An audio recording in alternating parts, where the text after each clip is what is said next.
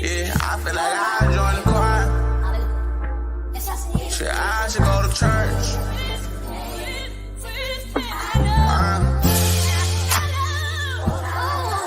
Amen. Praise the Lord. Amen. Amen. Praise the Lord. I think I'ma join the choir. Cause we was sinning, we was hanging in the field. We had Glocks with extensions, it was wicked and tricky, yeah. Oh, we was sinning, yeah. Oh, we was sinning, yeah. I think that I'ma join the choir. Cause we was sinning, we was hanging in the field. We had Glocks with extensions, made that chicken got real wicked and tricky, yeah. Oh, we was sinning, yeah. Oh, we was sinning, yeah. I think that I'ma join the choir. What you know about losing your best friend, or losing your best man, losing your blood brother from a sister, wishing you can free him again.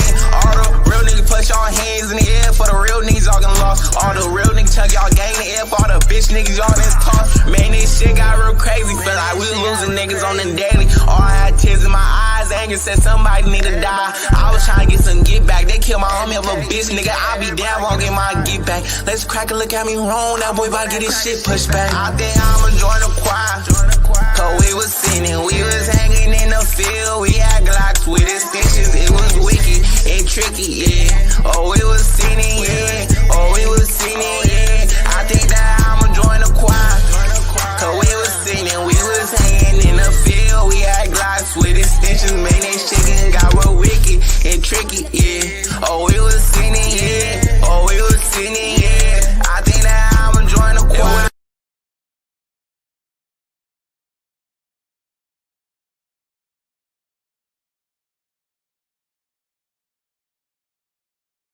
Here's the, I'm going to read this. I'll read this. This is what WikiLeaks, this is what they tweeted out. And it says, this is a dark day for press freedom and for British democracy. Anyone in this country who cares about freedom of expression should be deeply ashamed that the Home Security has approved the extradition of Julian Assange to the United States, the country that plotted his assassination. Julian did nothing wrong. He has committed no crime and is not a criminal. He's a journalist and a publisher, and he's being punished for doing his job. It was in Priti Patel's power to do the right thing. Instead, she will forever be remembered as an accomplice of the United States in an agenda to turn investigative journalism into a criminal enterprise. Foreign laws now determine the limits of press freedom in this country, and the journalism that won the industry's most prestigious prizes has been deemed an extraditable offense worthy of a life sentence. The path of Julian's freedom is long and tortuous. Today is not the end of the fight. It is only the beginning of a new legal battle. We will appeal through the legal system. The next appeal will be before the High Court. We will fight louder and shout harder on the streets. We will organize, and we will make Julian's story be known to all. Make no mistake, this has always been a political case. Julian published evidence that the country trying to extradite him committed war crimes and covered them up, tortured and rendered, bribed foreign officials, and corrupted judicial inquiries into U.S. wrongdoing. Their revenge is to try to disappear him into the darkest recesses of their prison system for the rest of his life, to deter others from holding governments to account. We will not let that happen. Julian's freedom is coupled to all our freedoms. We will fight to return Julian to his family and to regain freedom of expression for all of us.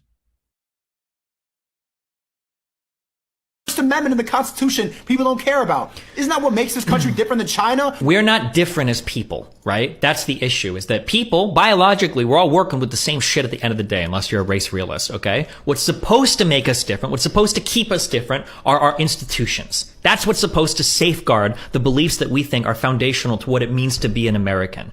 But the problem is if people change their minds long enough, those institutions will change. They will crumble. And over time, they're going to reflect the beliefs of newer Americans that think like, freedom of speech, which is kind of the direction that we're headed in. And I truly believe that is the direction that we're headed in. Because conservatives don't give a about freedom of speech. You're delusional if you think that's the case. Not true. Marjorie Taylor Greene, after she got swatted from Kiwi Farms, is literally saying shit like, these websites shouldn't exist. We should take them down. I gave you the Cernovich James Gunn example earlier. I gave you President Donald Trump, who was literally talking about trying to sue media companies out of existence because he didn't like what they were publishing about them. The idea that conservatives believe in freedom of speech is absolute bullshit. They just do it when it's convenient to them.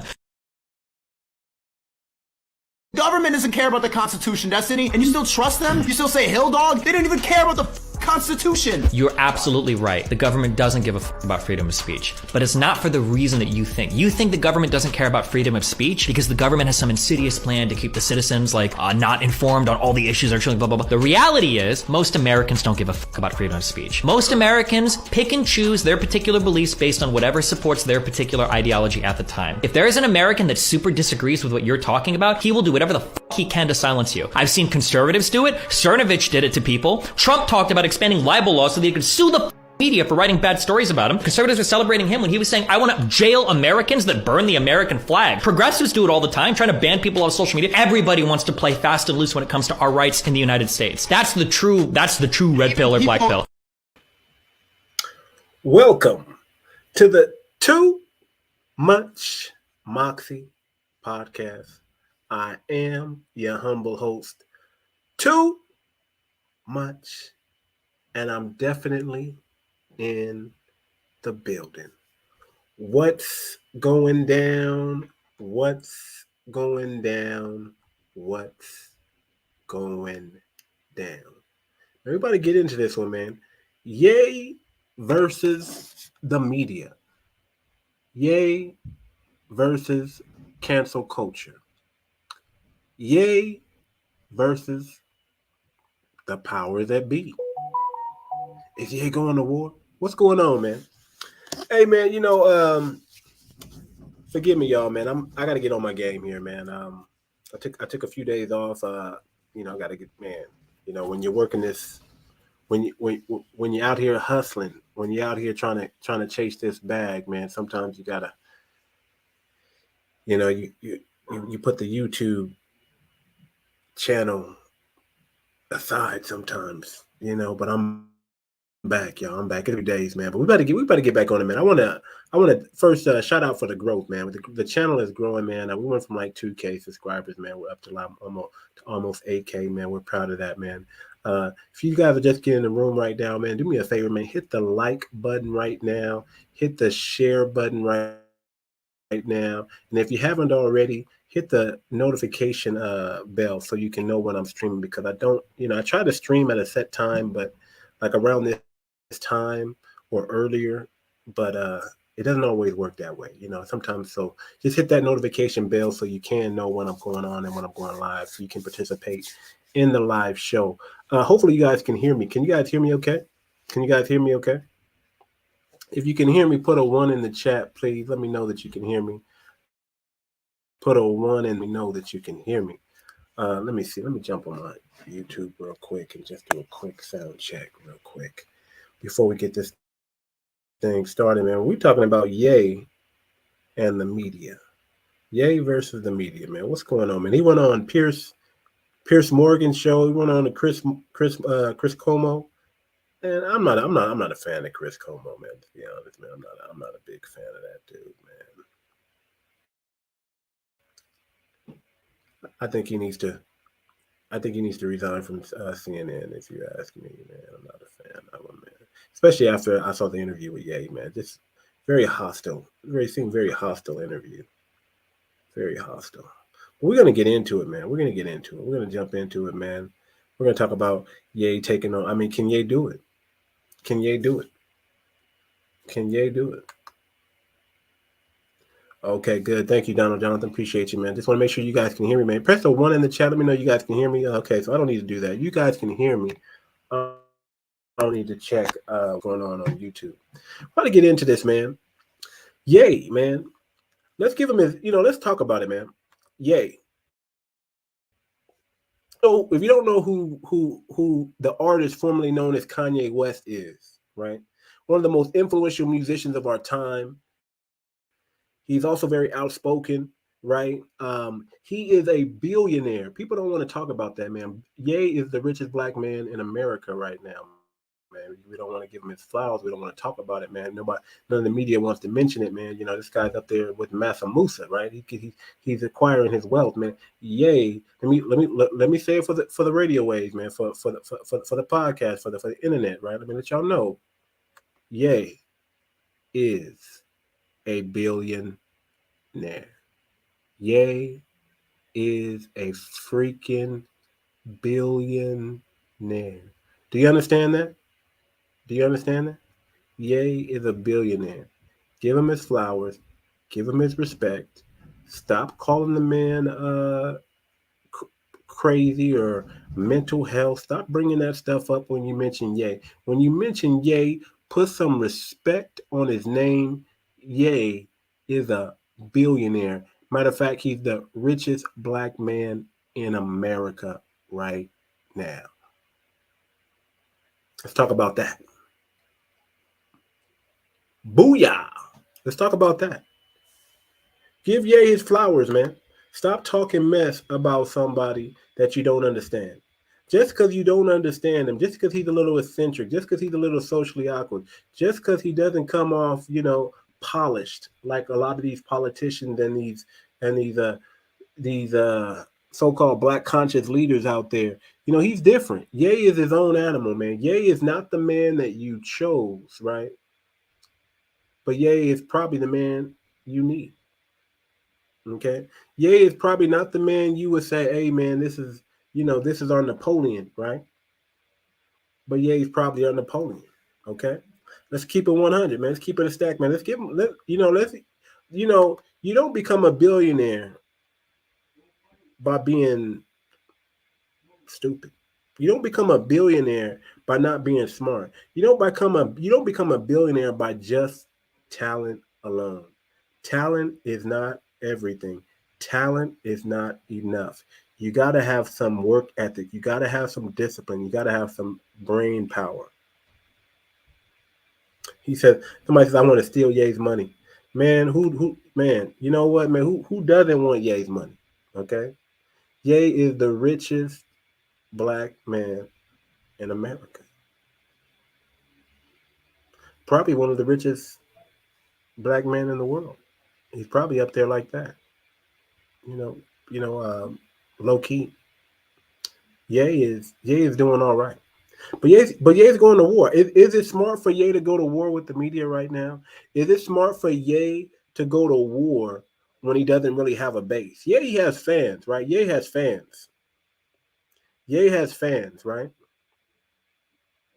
But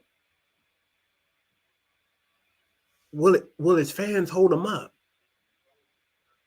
Will his fans, rock with him when he's going on these platforms and he's making these bold statements about a certain group of people and about about certain media outlets and about certain business practices in the music industry? Will he get that? Will he get the support? They're calling him anti-Semitic, right? He made some. He said DEFCON 3 on the Jews. You don't say that, right? But he's saying those things, and people are alarmed. He's wearing White Lives Matter shirt, right? He got a White Lives Matter shirt on, and the internet's going crazy, right? Yeah, he's bringing all this attention to himself for what? Why is he doing this? To sell more Yeezys? To build up his brand with Adidas? To make more money? Because he's a narcissist, right? Because he think his shit don't stink and everybody else does? Because to him you're a peasant, right? Why is Ye doing this? Or does he really care about the people? Is he really doing this for black people? Isaiah's back. Is he really doing this for black people? Is he really doing this for the mute movement? Is he really sincere?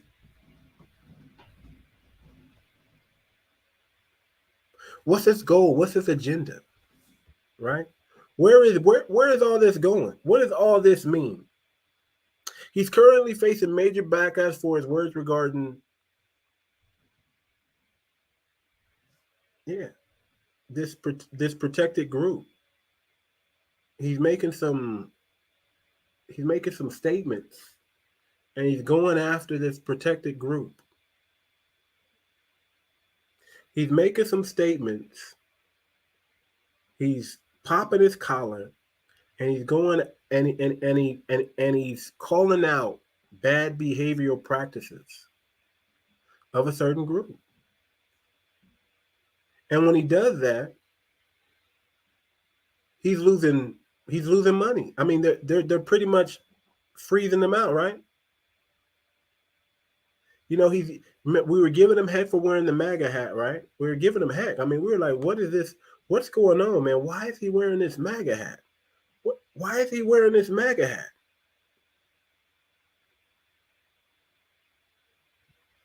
They're looking for my boy Walter Downing, man. You're looking for Walter, man. Walter is here, man. Walter's here, man. Walter, I decided to do a show today. Walter is my co-host, but we do a show maybe once or twice a week. But Walter's always welcome on this platform. And the big Walter Downing wants to bless this platform. We bring him up because he kicks the jewels and he kicks the facts and he kicks the science. But today I just randomly decided to come on and jump on and do this show today, man. I was just, I felt like I didn't talk to you guys or see you guys for a while. That's why we're here, man. But we're talking about this. We're talking about Ye, man. Ye in the black community, man. Where's his base at? Is he trying to build? I see him hanging around some alt-rights, right? He's trying to buy Parler. But that's not his base. Let's be clear, man. Those white nationalists, those alt-right people, they're not gonna rock with Ye. They're gonna use Ye, and I believe Ye knows that. I hope he knows that, right? I hope he knows that. I really do. I hope Ye knows that. And I believe Ye. I believe Ye knows, man. I believe Ye's smart, intelligent guy. I don't believe Ye has mental health issues. What other people might believe. I believe he's a little socially awkward, right? I believe he has information overload, but I don't believe he has mental health issues like they're trying to put that stigma on him. I believe he's playing up to it. I believe he's playing into that mental health thing, because it makes him money and it causes controversy, right? I believe he's smart enough to know how to use that for good marketing. But our boy Ye is in a battle. He's taken on this group. He's taken on the media.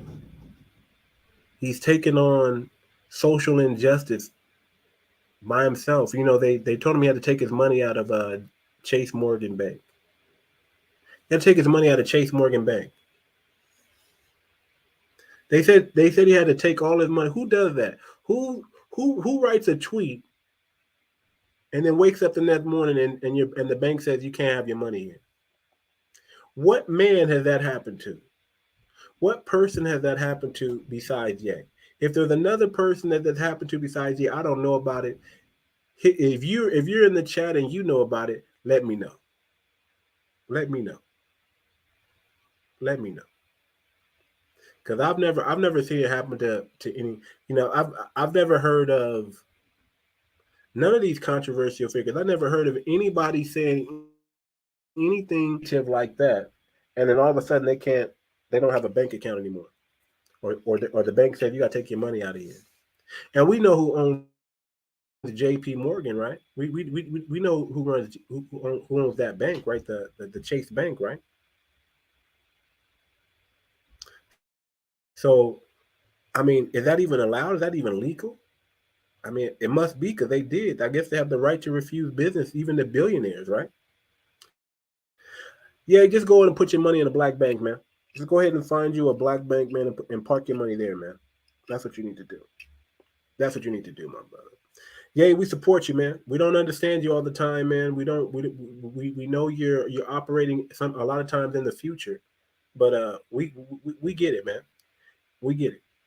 We get it. Those who really know, those who really see what Ye is doing, man, we get it. We get it. We know that Ye is definitely smart indeed. Ye is not dumb. Ye is not dumb. But let's get into it, man. Let's pull up some of these interviews, man. And let's go into it, man. Yay. Let me tell you right now. Yay destroyed Pierce. Okay, we're gonna watch a clip of Pierce Bronson. Come on, we're gonna watch a clip of Pierce, and I want y'all to know, Yay destroyed Pierce. Yay destroyed Pierce Morgan. Destroyed him. Okay, destroyed him. Also, Yay destroyed Cuomo. As a matter of fact, he hung up on Chris Cuomo. Destroyed them both. Jumped on the platform. Ye was cutting off Pierce Morgan. Man, told that man, hey man, how much money do you make? You know you own somebody. You know you talking that boss, right? You know you talking bossy when you say how much money you make. Well, if you don't make as much money as me, then why don't you listen to me? Why don't you take my advice? I mean, Ye was on his square, man. Ye's out here unafraid, unapologetically doing what he do. Doing what he do. Unapologetically out here doing what he do. Ye is on his square, man. So let's get to it, man. Let me chill here. Let's watch a little bit of these clips, man, and then let's get back into it. Matter of fact, before we watch a clip, we're talking about censorship. We're still talking about censorship, but let me do this. Let me bring this up. Yeah, let's do the Kanye West Pierce Morgan interview.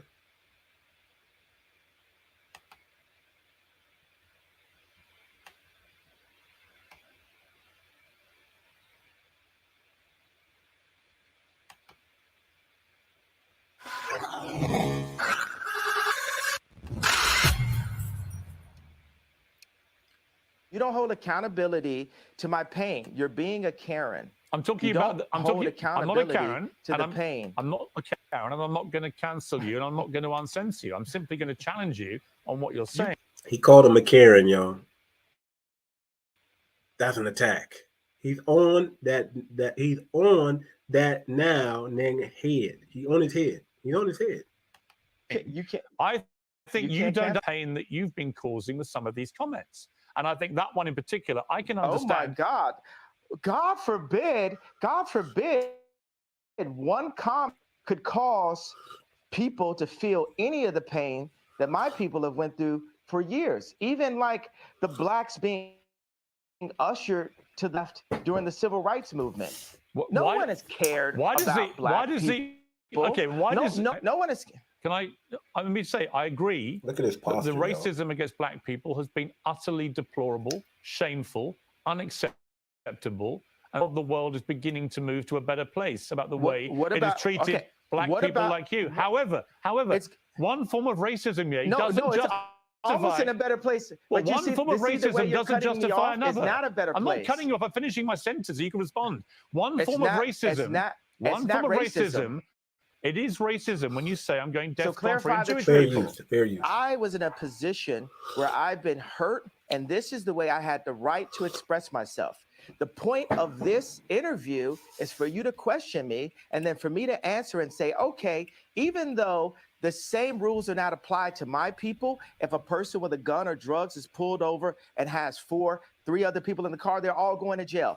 I'm not going to apply that to Jewish people for the sake of this conversation. Isn't that what you wanted? But you know what you did? You tried to civil rights me. You tried to pull me back to a week ago. But we're here today. There's been plenty of conversations and commentary since that. But you want me to go back to 1960. No. You want me to go back to 7 days ago. All right, let me jump in.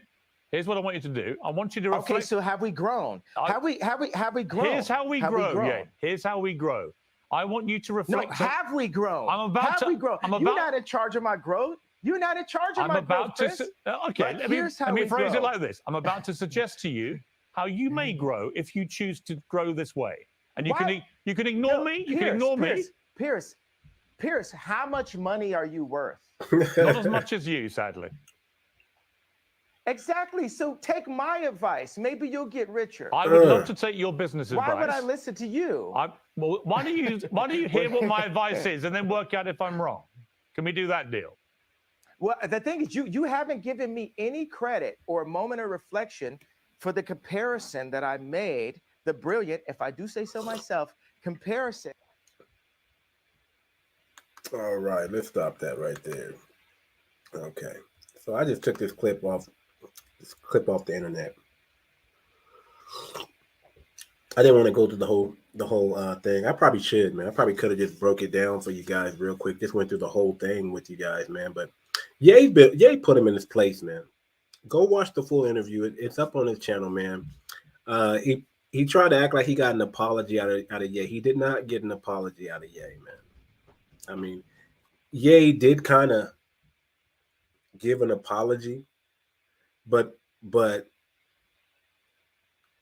it wasn't really like, it was an apology, but it really wasn't an apology. Let's just put it like that. So to say that Ye apologized, nah. Ye didn't apologize. He doubled down. He doubled down and he doubled down and he doubled down. And it's like, it's crazy. It's crazy, right? Because Ye had to take control of that interview and tell him, listen, man, you're here to interview me. You're here to interview me. And I'm here to answer from whatever question you ask, I'm here to answer and reply.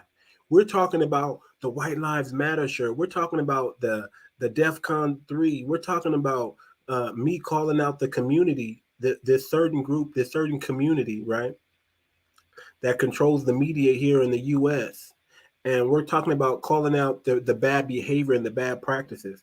You know, he's saying, listen, man, why don't the children of this community who like my music, right, who grew up listening to Ye, right, the artist formerly known as Kanye West, why don't you question your parents who are the owners of these media outlets and these executives in the music industry, right? Why don't you question and ask them, why is Ye mad? Like he's pretty much saying Ye cannot be mad for no reason. Ye can't be mad for no. All of a sudden, I made all this money, right? I'm a billionaire, and I'm supposed to be mad. I'm supposed to be mad, and all of a sudden just go crazy or lose my mental health, and just all of a sudden be slanderous to a certain group for no apparent reason. What about all the things you don't see that they're doing to me or to me and my people? What about all the bad contracts? He's throwing that out there. What about all the bad contracts? What about all the bad deals? What about Black people in the U.S. not being able to control their narrative or have their own voice? It's always being hijacked. I mean, he's pointing those things out. And I don't think he's wrong for that.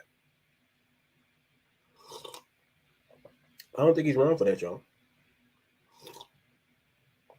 I don't think he's wrong at all. I think he's right. I think we need to support Kanye. I don't think we need to. I don't think we got to let him be out there on his own like that. The big Walter down in the building. Walter, man, they requested you already, man. If you can hop up, man. They already asking about you, man. I had somebody already in the comments ask, where is? They called you Dalton, but I knew they meant Walter. Okay, yeah, I understand. I just kind of did this, because I felt like I haven't been recording in a while, man. I kind of just been. I had to focus on work, man. I had to hustle. I had to get this paper up, man. I'm not rich yet, you guys. I'm not rich, man. I'm just a regular, humble dude out here, trying to make this money, man. Out here chasing the bag, man, and trying to bring y'all this reality, this truth. Trying to bring y'all the unpleasant truth that's going to heal your soul and help your body. Well, we got the big Walter down in the comments, man. We appreciate you, man. We got 400 people in the chat, man. Y'all show some love, man. Make sure y'all hit the like button, hit the subscribe button, and hit the notification bell for you. Don't do it for me. Do it for the algorithm. But if you want to do it for me, much appreciated, man. I'm out here grinding for y'all, man. So I'm trying to bring y'all this news, man. So Ye, man, Ye versus the media, man.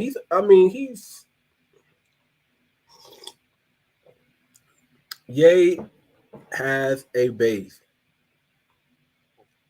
They said, yes, we need Walter in this discussion. Don't want to say anything more. Oh, Walter's saying, inbox me the link. I can get on. So we about to bring up Walter, man. We want to bring some sophistication into this discussion. I know y'all want. I know y'all want to hear from the big Walt, man. So we about to hear from him, man. Give me 1 second here. I'm gonna drop the link in the chat. Matter of fact, I'm gonna open up the chat too. I'm gonna drop the link in the chat. If you want to jump on the chat, here are my rules. If you want to jump on the chat, and we're gonna discuss about Ye versus the media, right? The rules are: you must cam up, you must be on cam, you must be respectful, no over talking, right? This is the discussion. If you have an opinion that's contrary, that's okay. Just stand on your square. No nudity, no profanity, nothing that's going to get me dinged, nothing's going to get the platform dinged or get me kicked off. We're not going to do all that. And you must show yourself on screen if you want to come up, and be respectful. That's it. Those are my rules, man. Dropping the link for the OG Walter Downing. Give me 1 second here.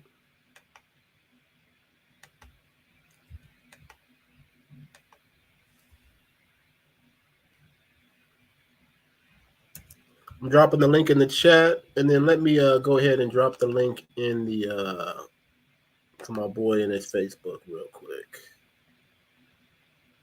And we get into it, man, because y'all know that Ye ain't just making this stuff up. Y'all know Ye is not crazy. Y'all know Ye should not be getting, they should not be able to come after him like this. They really shouldn't. They really shouldn't be able to mess with that brother's money. They really shouldn't be able to mess with that brother's money. They really shouldn't be able to mess with that brother's money. I'll be honest with you. So I dropped the link. Drop the link in the chat if you want to come up. I dropped the link in the chat. I've also sent the personal link to Walt, to the big Walt, the big. We're not just gonna call him Walter Downing. We're gonna call him the big Walter Downing, because he's not just anybody. He is the big Walter Downing. So we dropped the link for Walter Downing. He should be coming up here real soon. I know this brother is a busy man. He got lots of things to do, but he blesses us and comes on our platform and spits that knowledge and wisdom, and we appreciate it. But let's get into it. Your boy Ye.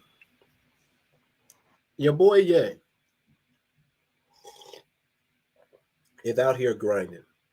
But let me play this quick. But while we're waiting on Walter to come up, I'm gonna play this video about censorship here, because we're still talking about censorship, because that's what they're trying. They're trying to censor our boy Ye, and Ye is battling him. And we're about to learn some lessons here, man. Everybody needs to take note. Ye is going up against the establishment, and this is a learning lesson, man. What happens to Ye is indicative of what could happen to any of us. And Ye being a billionaire, we're going to see if he can weather the storm and come out victorious. I'm rooting for Ye, man. I think Ye is the chosen one, man. Ye is the chosen one, man. I think Ye is going to survive. Let me put this quick clip up real quick.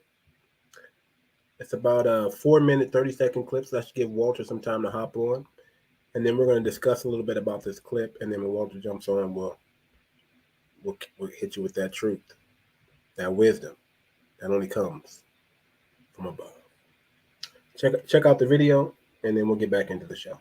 Have you heard of the term microaggression? Yeah, that's a big thing on campus. If we see large-scale violence, we can name that as a macroaggression. But the way that we devalue that violence, the way that we silence that violence, that's a microaggression. I'm asking an Asian American, where were you born?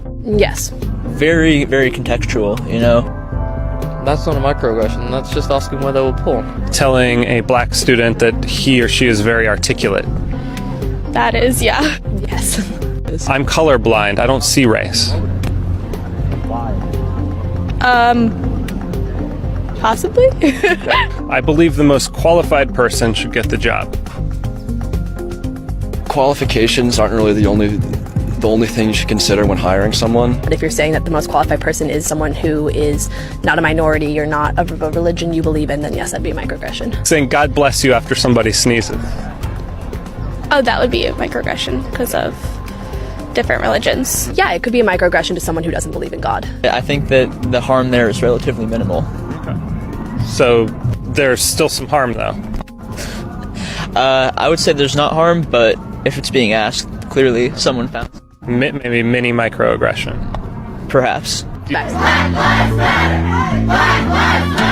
Protests are erupting on college campuses across the country as students demand that administrators address racial grievances through mandatory sensitivity training courses, hiring of more diverse faculty members, and the resignation of insufficiently responsive college presidents.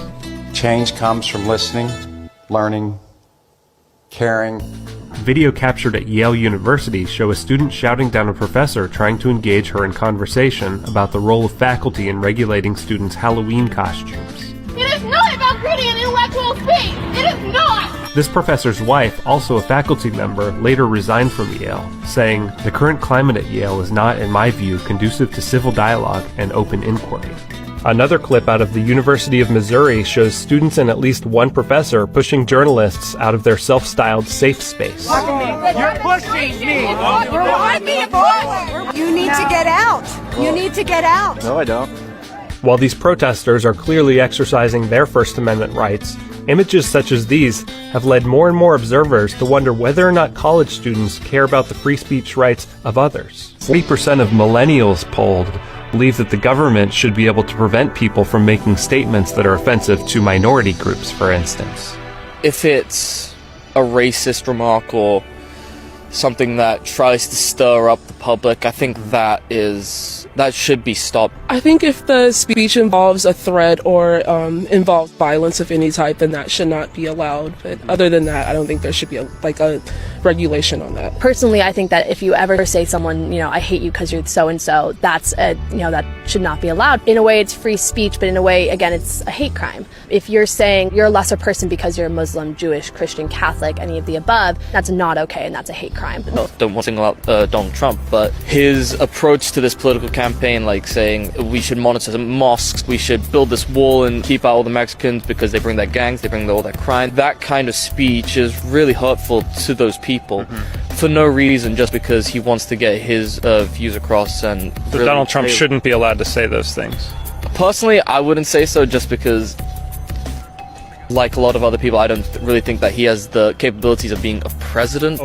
What are your thoughts on the concept of free speech? Do you support free speech? Yes, I do support free speech. Free speech allows you to have new input constantly, and I think that's a really big part of the community here at Oxy. Obama has actually encouraged this, saying that instead of college students being coddled, they should have these active discussions so that they can learn something new and change their viewpoints a little bit. Too much censorship would give a lot of power to few individuals, and I believe in a more even distribution of power. I think that everyone should be able to say what they believe and what's on their mind. What we say in terms of hate speech has incredible weight, right? Because it's intimately linked to violence against people of color. It's intimately linked to the prison industrial complex. Do you think free speech is valued on this campus? Yeah, I think it is. All right. Y'all see him now. Y'all requested him from the back to the front. We got the big Walter Downing. Let's do it like this. What's going down, Walter? What's going down, man? They just want the big Walt, man. They gotta hear the meth. They gotta hear the jewels that you come with, man. Now, for y'all, forgive me. Like I said, man, I haven't been doing the show regularly, man. I need to hop on it. The show is growing. We had almost about 600, 700 people in the chat. We're about to 500 right now. Do me a favor. I want to give you guys some direction again. Hit the like button. Share this on your social media platforms. Hit the notification bell. We got the big Walter down in here. Ye versus the media, man. Ye going up against the media, man. You watch some of these. You watch the Piers Morgan and the Chris Cuomo.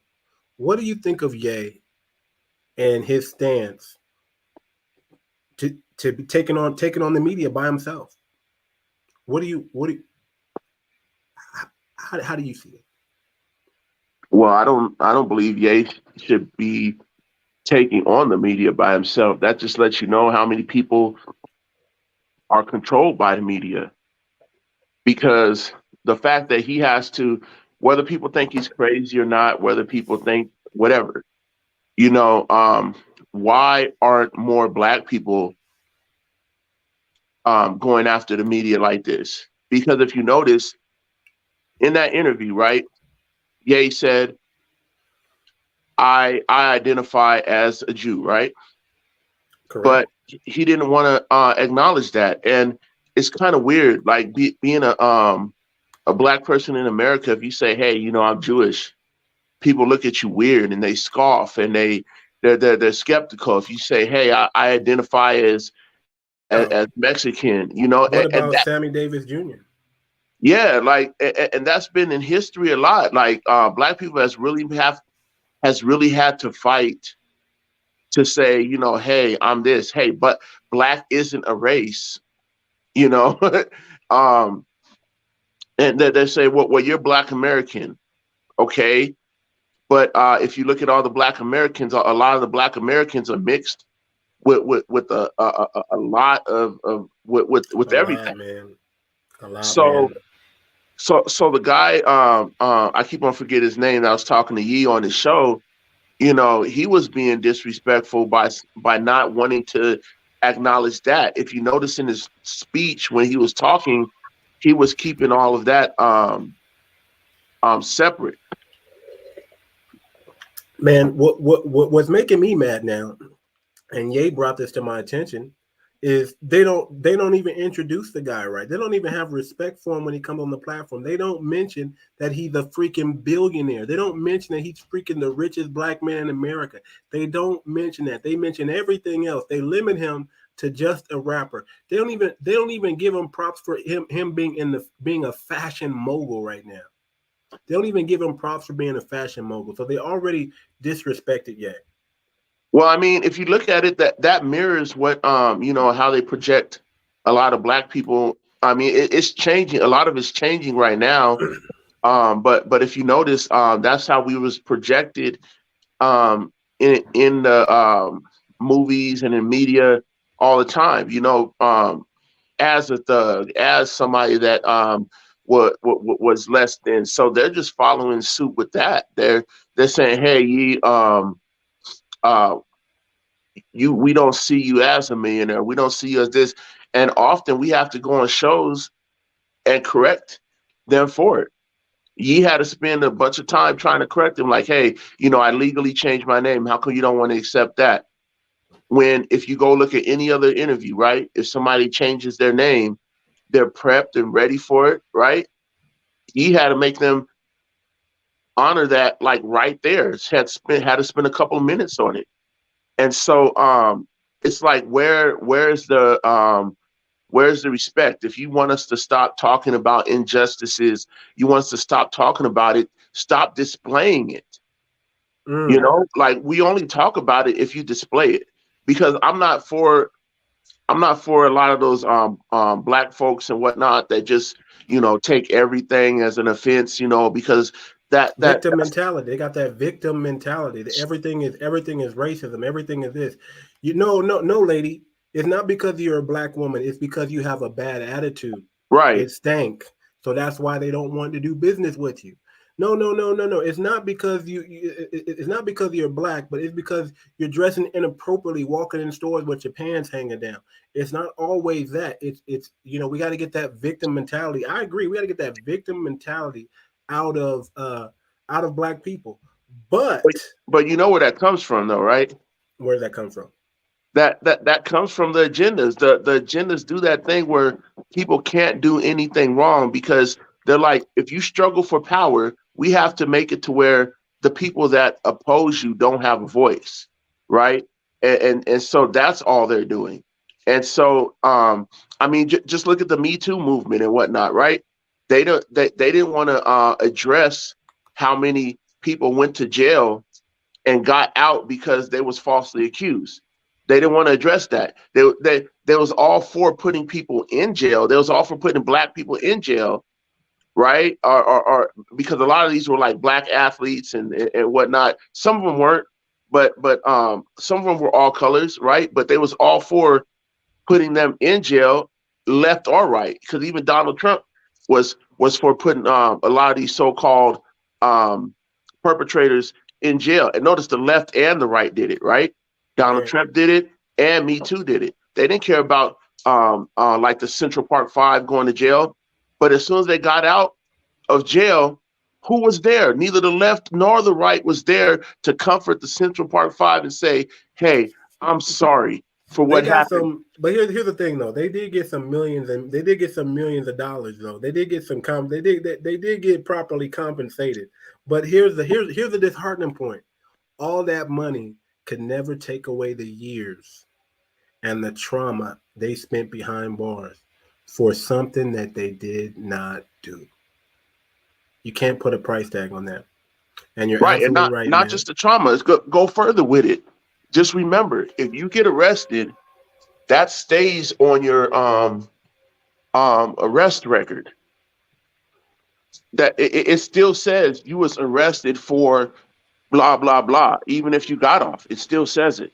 And depending on what state, like especially in California, some cities in California, they don't even do expungements. They just do dismissals. Go look it up.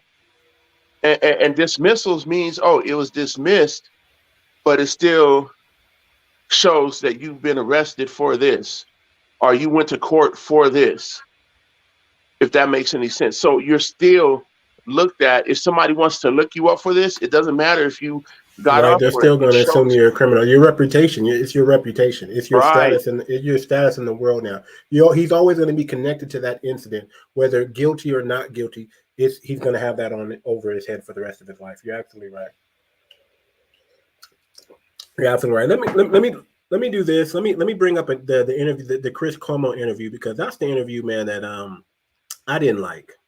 I didn't like how Chris Cuomo treated was abrasive towards Ye.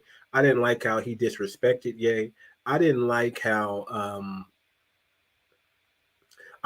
Chris Cuomo just lied, just lied, just kept trying to change the narrative and force it to be something it's not. And he was projecting so much during the interview. So I want to go. It's a 20-minute interview. We're not going to get through it all, obviously, but let's go through it real quick, man, so y'all can see what we're up against here. Let me see if I can bring it up here. Okay, it's right here. Okay. Let me do this. Let me see if I can do this. Boom.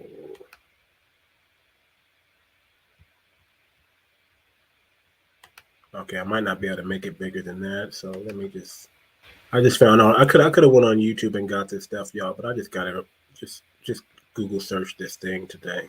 Give me 1 minute. Bring up the screen here.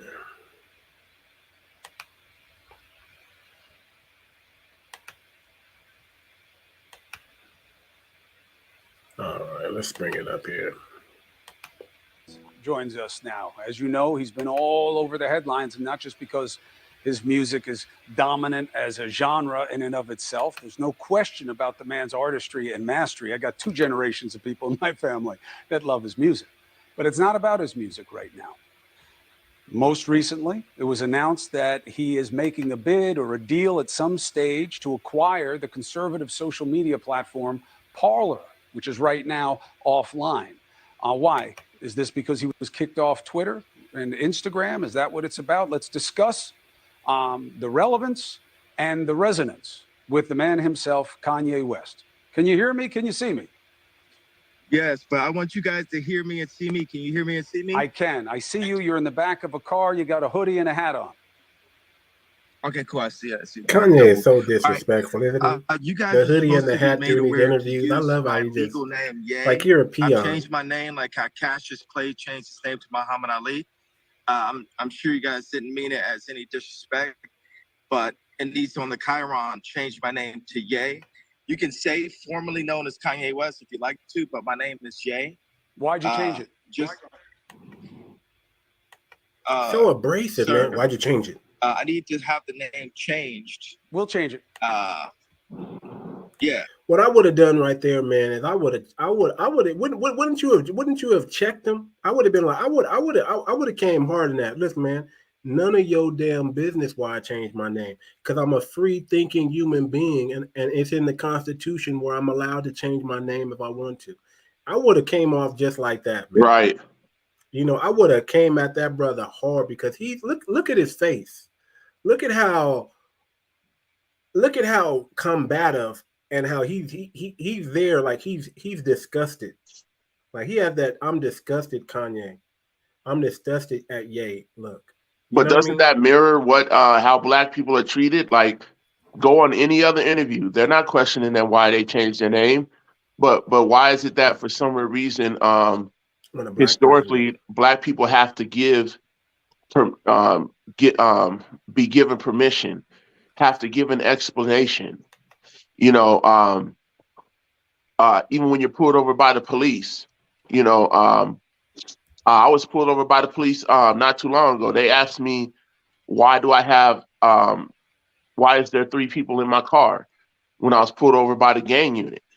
And I was dressed nice. I believe I had on a button up. And so just look at the interview. That's mirroring the bad treatment already. He's being disrespectful already from jump to Kanye, and we're just supposed to overlook it.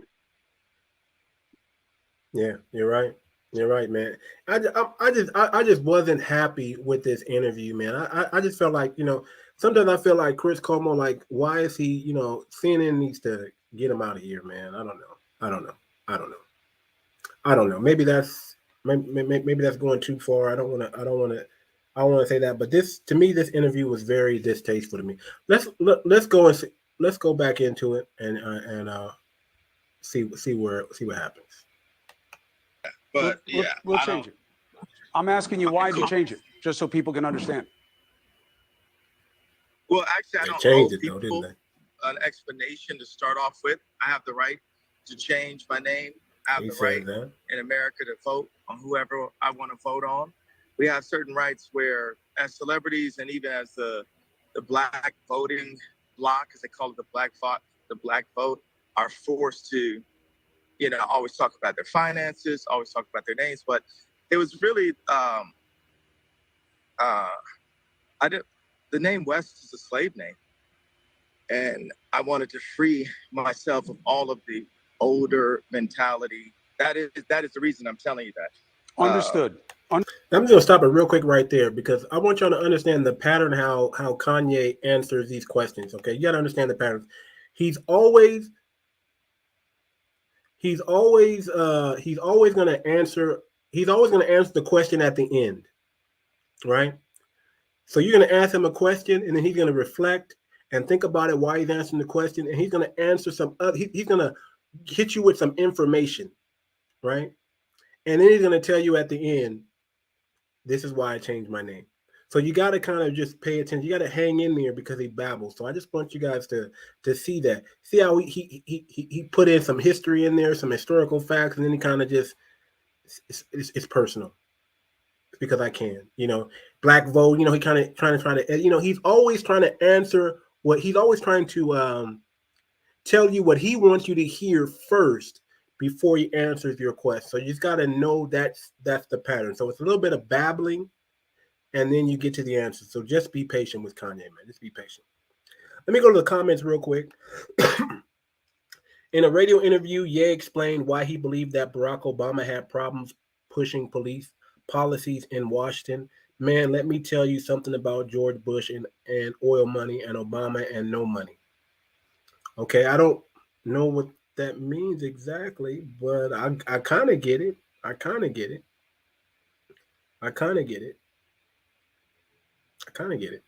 But let's go back into it. Understood and appreciated. Yeah, thank you. All right, so let's go. Now, what's the questions we got? So first one is, where you are, there is curiosity. You said that you're going to meet with the former president this week. Is that why you're traveling right now? No, I'm actually going to meet with the CEO of Parler right now. He's going to meet with Candace Owens Husband. You think it's going to happen?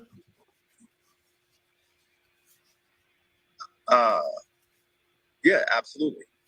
And why do you want Parler? Well, the CEO is just really incredible. Like what he's been able to do. Like even before we discussed me taking ownership of it, he was able to get it unbanned off of Google and off of Apple. So people had a there were some people who worked in social media that hit my people immediately saying that the app was banned, but it wasn't the case. He actually had worked on removing the ban on it. And why would I remain in a place stance, man. Chris where Cuomo I'm is just tolerated? Why not go to a place where I'm celebrated? It's actually something Kid Rock just gave me a text my about boy that. Wisey. Go to places where you're celebrated, Wisey in the not house. where you're just tolerated. What's good You with know, you, I man? bring a lot of attention to these platforms, to Instagram and to Twitter, and they silo you. They shadow ban you. Everyone knows I was shadow banned on Instagram. People would go and say, hey, you know, he's running the algorithm, whatever term they use. And then I'd see on my Instagram that I had only reached 30 million people. And that's because Instagram is, was purchased by Mark Zuckerberg, who, from what I can see, has a left agenda. So he's talking about. They asked him why he was going to buy Parler, and he's telling you why he's going to buy Parler.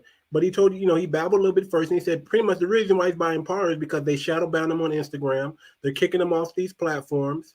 He likes Candace Owens' husband, the CEO of Parler. He wants to bring back Black voice, freedom of speech. That's what it sounds like to me, Walter. Oh yeah. I kind of have 2 points as we watch this video.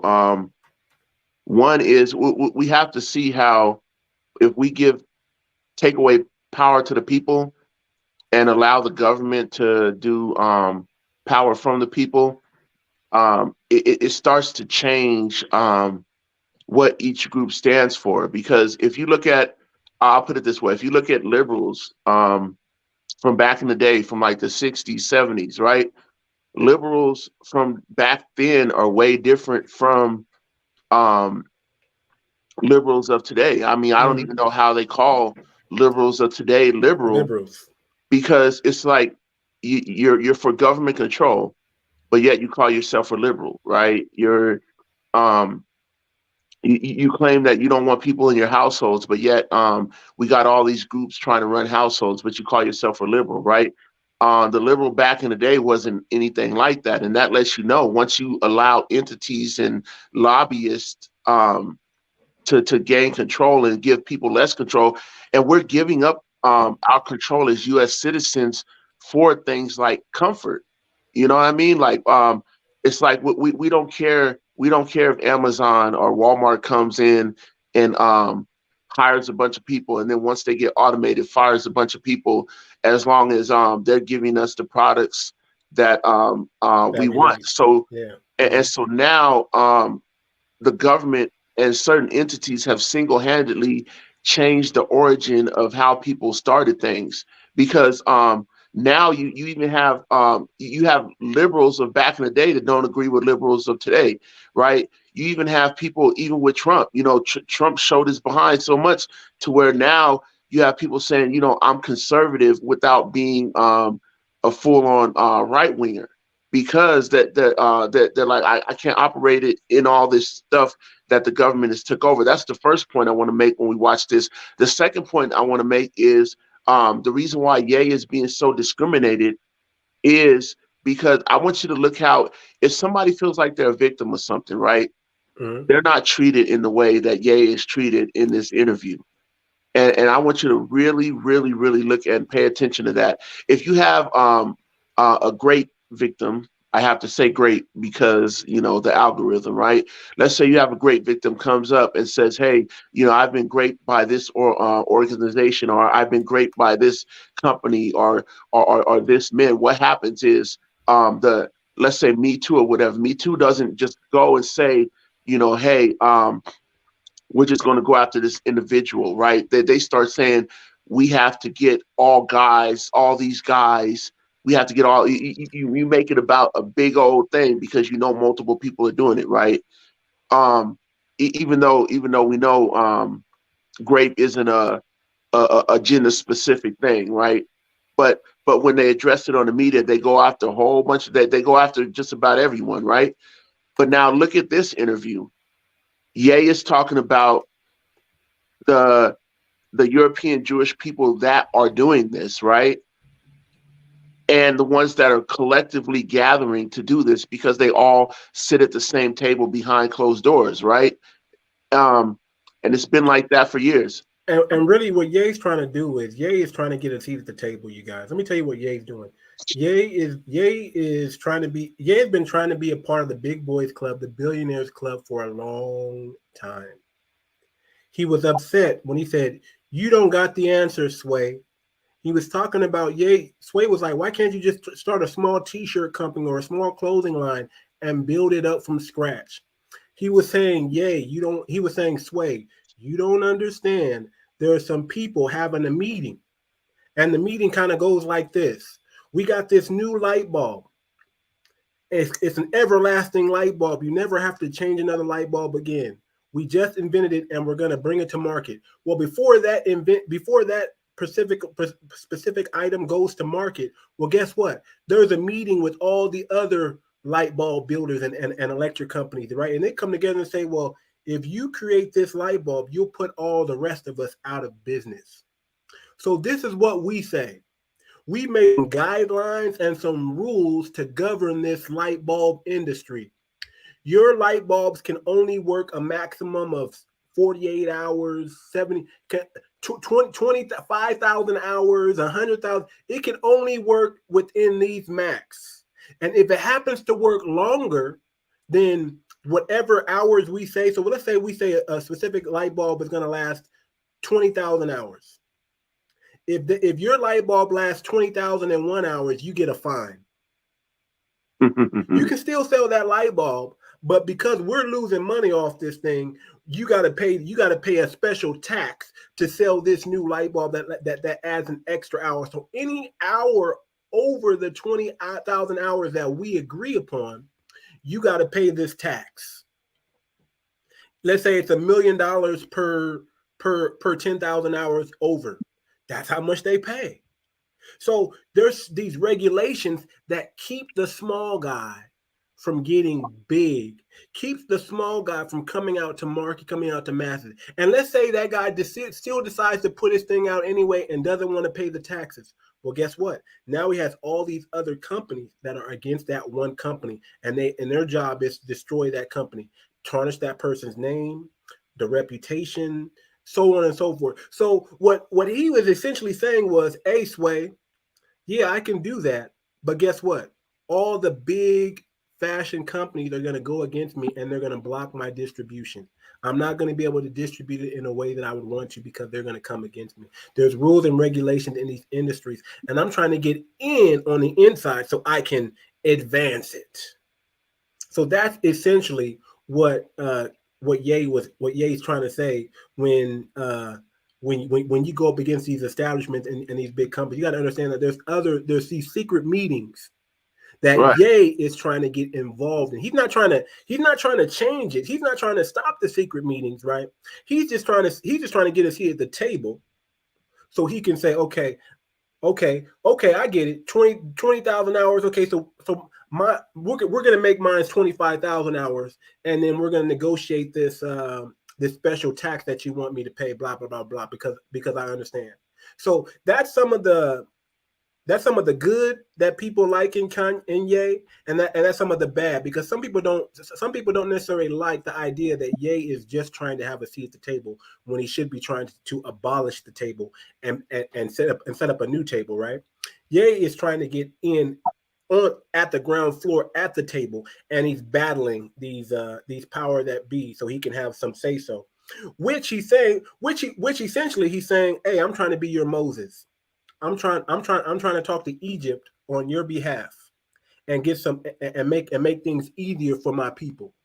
So instead of leaving the mass exodus completely out of the system, Ye is trying to work within the confines of the system and just try to make it better for blacks here in America.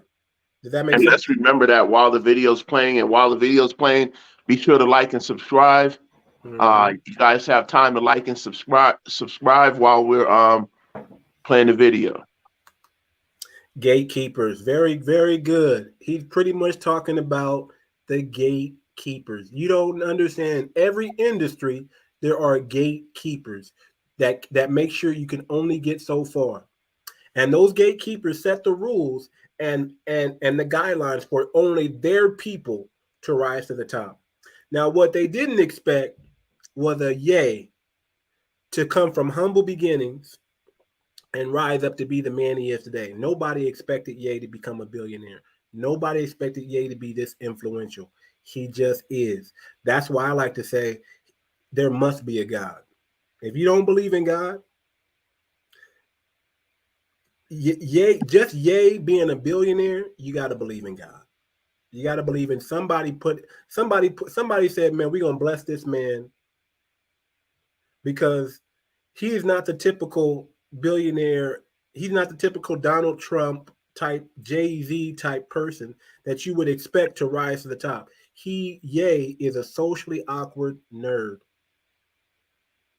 Socially awkward nerd who became a billionaire and who influenced all the coolest, flyest things you can think of.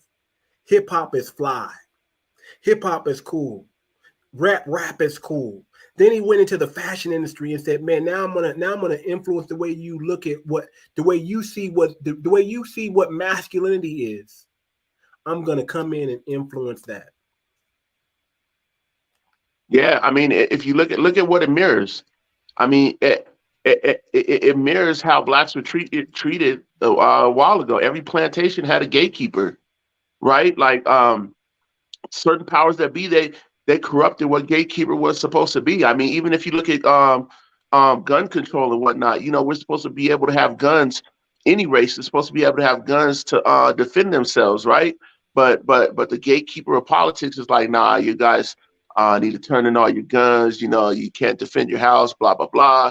You know what I mean? And so we have to, once you take the power away from the people, the role of the gatekeeper changes to protect the government over the people.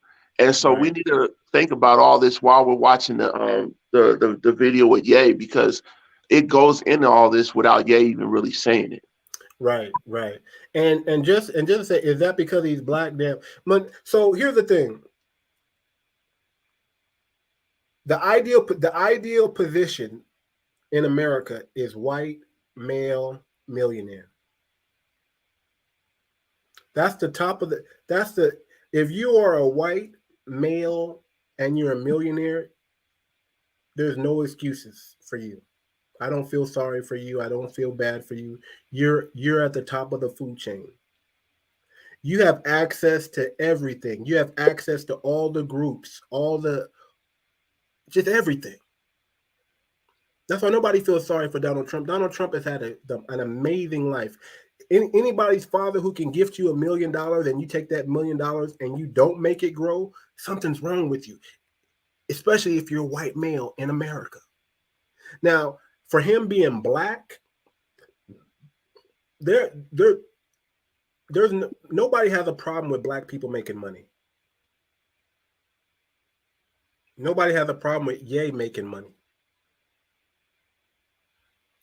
But it's when Ye tries to it's when Ye tries to how do you say? It's when Ye tries to affect policy, affect change. Nobody had a problem with Martin Luther King talking about racism. But when he starts talking about equal distribution of wealth, when he starts talking about the 40 acres and a mule, when he starts talking about reparations and things of that nature, then they got a problem with it. You see what I'm saying?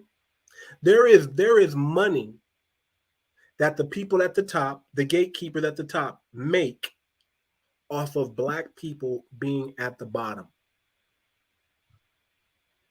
Black people make the gatekeepers so much money that it doesn't make sense to let black people in to negotiate at the table at a higher level. That is what's going on with Ye.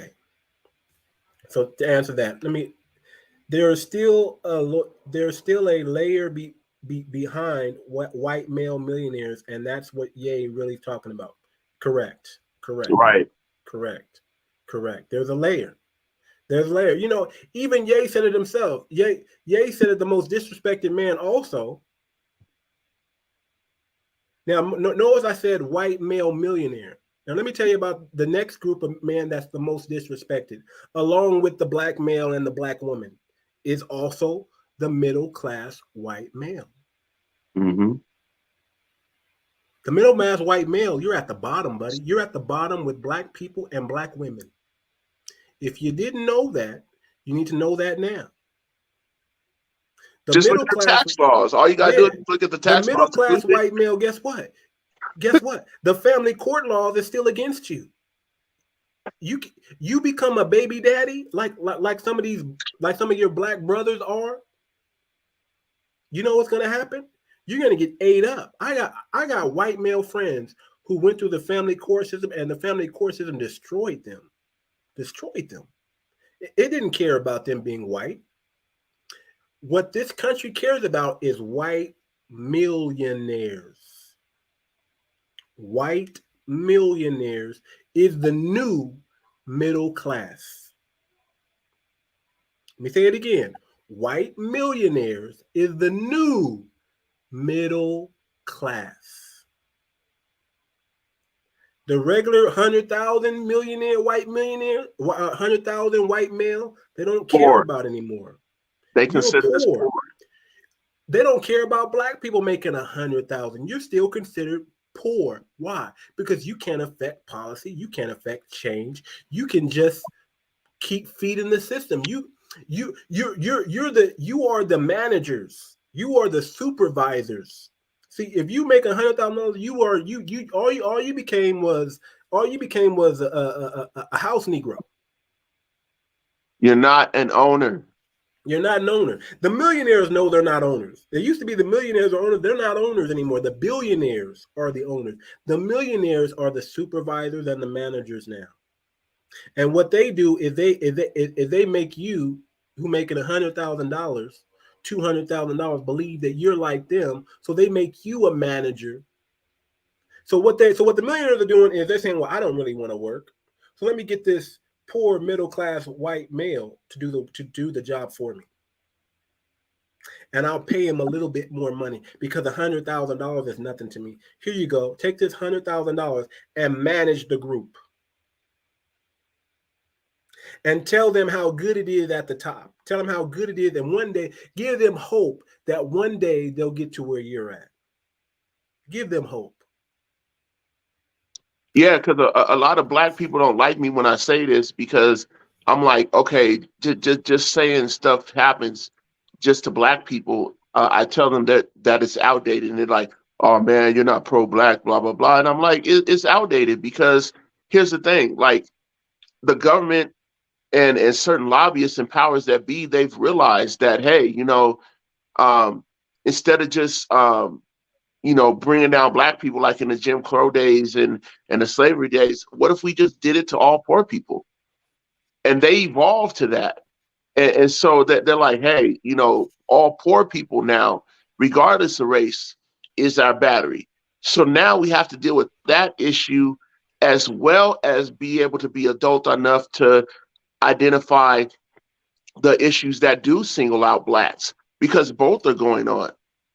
See, there's layers to this. Layers, yeah.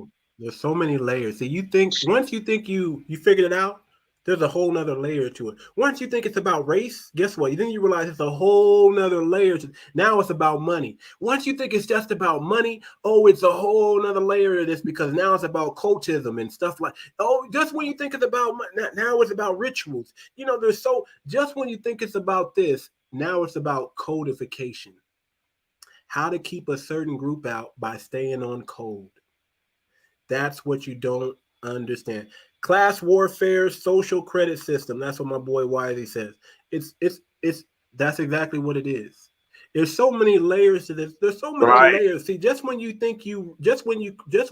overcome one mountain, you look over and you see, damn, there's so many more mountains I have to climb. I'm not there yet.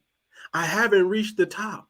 Just when you think you realize, oh, I found out who God is. Boy, just when you thought you figured it all out, then you realize, man, there's all kind of planets and solar system and galaxies, and there's more than one God. Oh, we got somebody coming up in the back. Marfan Hassan. Okay, let's bring him up in the back, man. Let's bring him up. How you doing, sir? Can you hear me? Can you hear me? Okay, unmute you. I think we hear your background. Can you hear us? Hello? We have you on the cam? Yeah, he probably can't hear us. Okay, I'm gonna put you in the back for right now. When you fix your, because we can't. I don't know if you can hear us, but we're talking. Then we'll bring you back up. But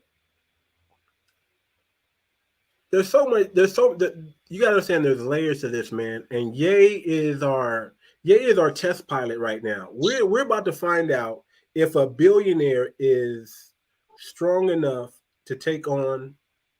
Because, well, actually, Donald Trump and Ye are going through the same thing. Donald Trump and Ye are fighting against the powers that be. They're fighting against the establishment. They're fighting against the, I don't know, for lack of a better word. I don't want to, I want to be careful putting Donald Trump on the good side. I'm not against the man Donald Trump, but I don't want to, I'll just say this. If Donald Trump was black, he'd probably be Ye. If Ye was white, he'd probably be Donald Trump to a certain extent. We'll just say that's the mirror. So we have the white male Anglo-Saxon fighting against the protected group and the so-called media, and then we have a foundational black American, Kanye West, going up against the power that be. And we're seeing what's happening to him. They're hitting Trump with all these lawsuits and threatening him. I don't think Trump is going to do any jail time. I really don't. I don't think Trump is going to do any jail time. I don't even think Trump is going to pay any fines or any fees like that. I don't believe it. Also, we're going to see if Ye, a black man, one of the richest black men in America, who happens to be a billionaire, who happens to be a millionaire, we're going to see if he can take on the power that be. Someone says, that was funny, Moxie, interesting take. I mean, I have a different viewpoint. Trump and Ye could be a parallel, right? There is some people, they're both narcissists, they're both billionaires, right? They both, one is known for "you're fired," right? The other one's known for they're billionaires. They're known for just getting their way. They're known for getting their way. So I don't want to ramble too much on, man. I guess we should kind of go back to the video a little bit, man. You got anything else? You got anything you want to add before I start this video back up, man? And we're not going to be too much longer, you guys. I mean, we got about 449 people in the chat right now. We appreciate it. Hit the like button. If this is something that you're interested in, let us know if you want us to talk about, continue talking about things like this, and we'll do it. But again, this is a man's channel. We want to combat provider stress syndrome. We want you to go where you're appreciated. We want you to move with intention. We want you to be unafraid and unapologetic. We want you to apply we want you to apply the unquestionable, what's the word I'm looking for? We want you to apply the unpleasant truth. There we go. The unpleasant truth. And unadulterated. Your life. Truth. To your life. We want you to apply this to your life so it can be better. What pain only builds character. Let me say that again. Pain only builds pain. Not only does pain builds muscle, and paying bill character. Without it, you can't grow. That's why the unpleasant truth is so important, because it's going to be painful. It's going to cut through. It's going to burn away anything that's not real and penetrate all the way down to the truth of the matter, the root of the problem. That's how you're going to heal yourself. That's how you're going to grow. That's how you're going to become a better man. That's how you're going to become a better woman. That's how you're going to become a better person overall. And that's what we want. That's what we want to stress so much at this channel. That's why we give you topics like this. We talk a lot about modern women, but we also want to talk about, things going on in the world, society. We're not going to shy away from we're not going to shy away from these controversial issues, controversial topics. We're going to find a way to educate you and talk to you about it in a codified way, so to speak, on YouTube. We're starting up the Patreon real soon, man. So you guys are going to have to join the Patreon real soon. We're going to start getting that together. Me and Walter are going to be working on behind the scenes, some stuff like that, but we just got to find the time to do it. But let's get back to the video here real quick. Play a few more clips of the video, and then we're gonna close it out here. But let's get back into the video real quick. Let me do this. Bring back up the video. Push play. So people are using their technology to silo any messaging that they don't agree with. So couldn't it also be that you have said things that offend the community guidelines, like anti-Semitic comments and things that are seen as insensitive and potentially threatening to communities that we try to protect? Well, I don't like the term anti-Semitic. It's been a term that's allowed people, specifically in my industry, to get away with murder sometimes, literally, and get away with robbing and doing bad people. People always say, I got screwed on a deal. Would that come as a surprise to you if I said, hey, a music exec screwed someone on a deal? Does that sound kind of like normal, commonplace to you? So for me, it doesn't have anything to do with being anti-Semitic unless you believe that all record producers are Jewish, or, it's when you talk about Jewish people specifically as targeting them that creates a problem. It's anti-Semitic, but I don't believe in that term. One thing is, Black people are also Jew. I classify as Jew also, so I actually can't be an anti-Semite. So the term is actually, it's not factual. But I'm gonna stop it right there. I would have to. What would you? I mean, let's talk about that real quick. What would you? I would have to agree. I would have to agree. I would have to agree. I would have to agree. It's not. It's not. It's not a. It's not a factual term. Anti-Semitic. I have to agree with that. It's being used like the Me Too movement. Would you agree with that, Walter? Like, it's being used as it's being used in a bullying tactic, and not as bringing awareness to this group's plight and Holocaust. Right? It's bringing more. It's more being thrown out as I don't want to say hate speech, but more thrown around as I'm gonna use this term to put you back in your place. Yeah, it's the same thing as the last topic. It's being used as a Jim Crow tag. They're taking a page out of the Jim Crow book and using it as a form of segregation to say, hey, only European Jews or these type of Jews are able to speak on this and this and that. If you're a Jew of another color or another financial status, it's anti-Semitic. You can't say that, and it's just sad because why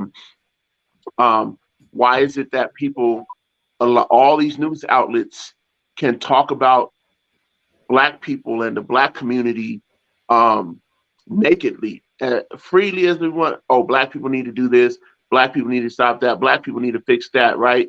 And it's not considered anti-Black or whatever, I mean, there's not even a word for it, but yet there's a word for anti-Semitism. Yet as soon as a black person, especially a black person who identifies or is actually a Jew, says something about the Jewish community, now all of a sudden that's off limits and off topic. That's not the same energy. It's hypocrisy, and this shows you what happens when you have power. You could talk about one group, but then when another group who is part of that group tries to talk about that group, it's all off limits. So that's part of the agenda control. Right. It's just crazy, man. It's just crazy that I'll say it's interesting that Ye woke up one day and decided to take on the world. I mean, that's pretty much what he did. He said, you know what? I'm tired of being bullied. I'm tired of them messing with my money. I'm tired of messing with my contract. I'm tired of them having so much power over my paycheck. And I'm a billionaire. And I'm supposed to be a free man. That I'm going to take it on. I'm going to take all the blows that they would do to somebody else. I'm going to take them all. Man, I don't want to call him a Jesus type, man. I don't want to give Ye that much props. I don't want to put Ye in that, but he's kind of setting himself up to where he's sacrificing himself for not just black people, for all people. And he's being the guinea pig, and he's going after it. Now I hate to put it like that, man, but I hate to give him parallels to Moses and Joseph, right? We could say we can do parallels of Joseph. Who would have thought the man who was cast out as a child and made a slave and grew up in a strange country, and he rose up to become king of that country? Who would have ever thought that? And that's kind of what Ye is trying to do. Think about it. He's trying to be president in a country, right? He is the descendants of slaves here in America. He's descendants. So he's of African descent, ousted out of Africa, right? His ancestors, taken as slaves, brought over to the U.S., worked on the planting field, picking cotton, getting beat, getting stripped, getting raped, getting just heinous crime, treated less than a human. We thought it was Obama, right? But we know Obama wasn't part of us. Obama was part of Obama's heritage was never a slave heritage. He was raised by a middle class white family, and his dad was Kenyan, was African. So there was no slavery in that. But now we have Kanye West now, who is one of us, whose ancestors did go through what our ancestors went through, who has ties to Black Panther, and even politics from his mother's side, working on campaigns. So he comes from a family that is freedom fighters, as he called himself, as he calls it. Grew up in the industry, right? Came from the branch of Jay-Z and Dame Dash. And now he's king. Makes more money than all of them. I'd be a little jealous too. I'd be a little jealous too if the little nerd wearing the skinny jeans with the pink polo became king. And it wasn't me. I'd be a little jealous too. I'd be a little angry too. But now he's sacrificing his celebrity and everything just for, I mean, we could say it's selfish gain. We could say it's selfish gain. We could say it's because they won't let him in the big boys club. But for whatever reason, we have to be thankful that he's doing it. That's what I'm trying to get at. We got to be thankful that he's willing to sacrifice all this and take on this fight. Let me get to the question real quick. Can y'all just speak without censoring yourselves, then speak without changing the altering of the words as we know them? No, man. We got to talk in code over here. You know, the platform will get dinged. They will demonetize it. They will shoot. The power that be will come after us. We're not we're not billionaires, so we have to kind of speak in code, and we're going to expect you to understand what we're saying. If you don't understand what we're saying, just stick around long enough and you'll get it. You'll get what we're talking about and what we're going. If you want us to speak clearly, you're going to have to join the Patreon.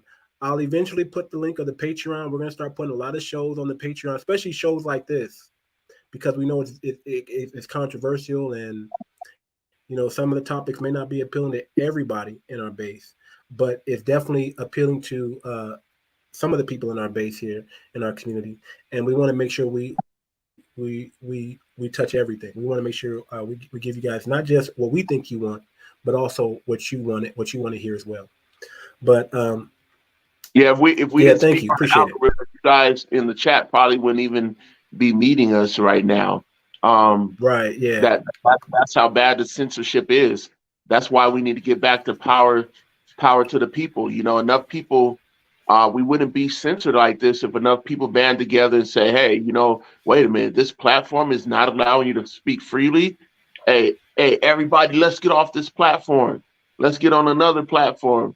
We need to start uniting like that. And then, we don't have to use other things like Patreon to be able to speak freely, Right.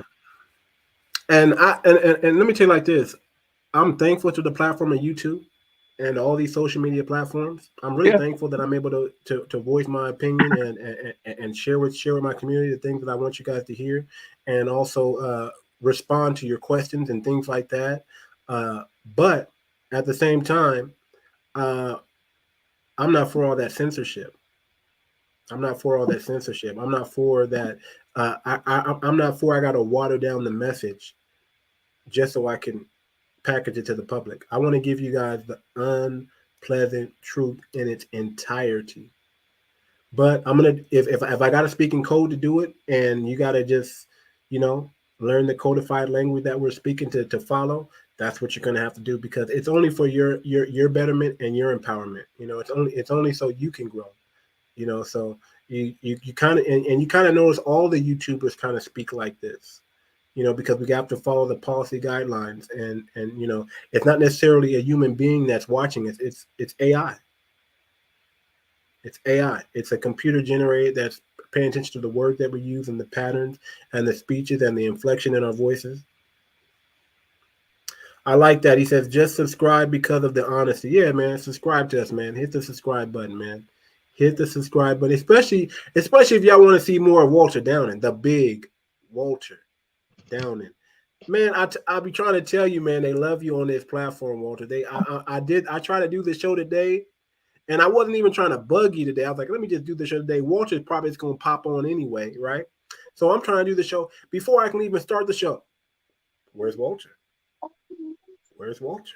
Hey, that's a blessing. I appreciate y'all out there. I appreciate you for having me on the Too Much Moxie platform as a co-host. Fortunately I didn't have a speaking engagement today, but my daughter, she's playing on the VR. So I told my daughter I was going to take her out today, but she's occupied with the VR right now. I gotta, everybody take a break from what you're doing every now and then during the week, and spend time with your kids, because you never get that time back. And I'm an activist speaker in the community, but also I've been doing singles and couples ministry. I have my life coach certificate. I've done some college. I just didn't like the curriculum, but y'all could always hit me up on the social media inbox until we get the Patreon going, because I don't mind helping people out.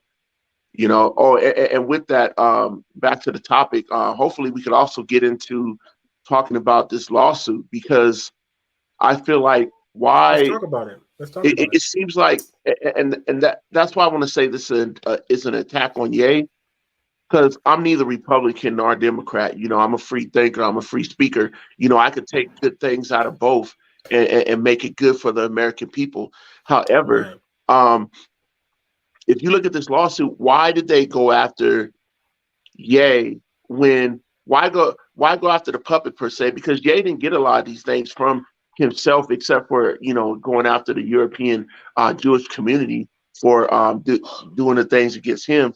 But why is Ye being sued? They're like, oh, we need to not make you a millionaire anymore. So George Floyd's family needs to sue you for $250 million, right?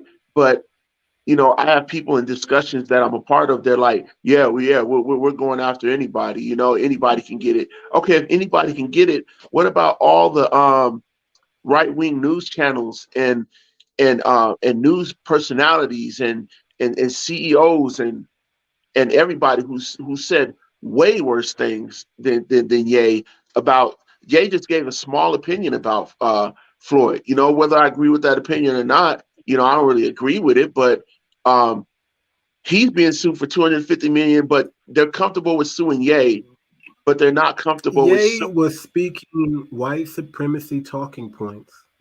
But here's the catch. Candace Owens said worse. Other white supremacists have said worse. Why are you going after Ye when you see he's being attacked by the media, by us? When you see that he's under fire, you know they're trying to attack Ye because it's popular right now. They're trying to attack Ye because he really it's not even because of the comment about what's his name George Floyd. They're claiming it is, yeah. George Floyd. They're claiming it's because of the White Lives Matter shirt. Let's be real. It's because he's under fire because it's because he's being attacked and they perceive him to be weak. They perceive Ye to be weak, and they think, man, we can come up. Now we can really come up. After they were forgiving all these race soldiers and forgiving all these people for doing what they did to George Floyd, because that's what they do. I can't stand the black community, man, sometimes. All y'all do is forgive.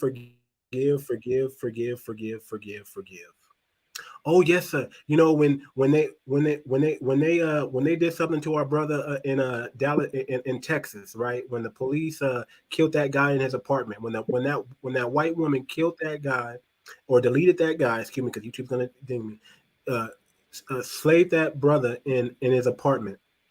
What did the family do? The family said, "Can I give you a hug? Can I forgive you?" Shameful. Shameful.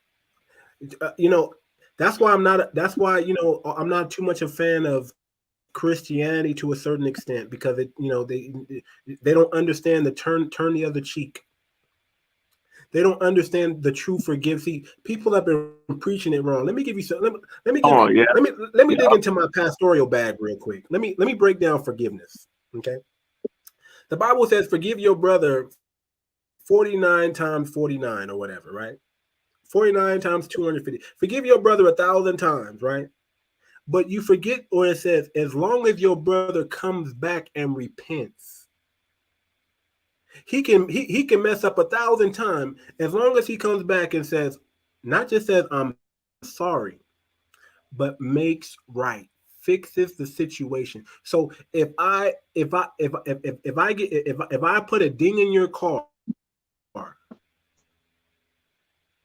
and I say I'm sorry, and I don't repair that car, there's no forgiveness. Let me say it again.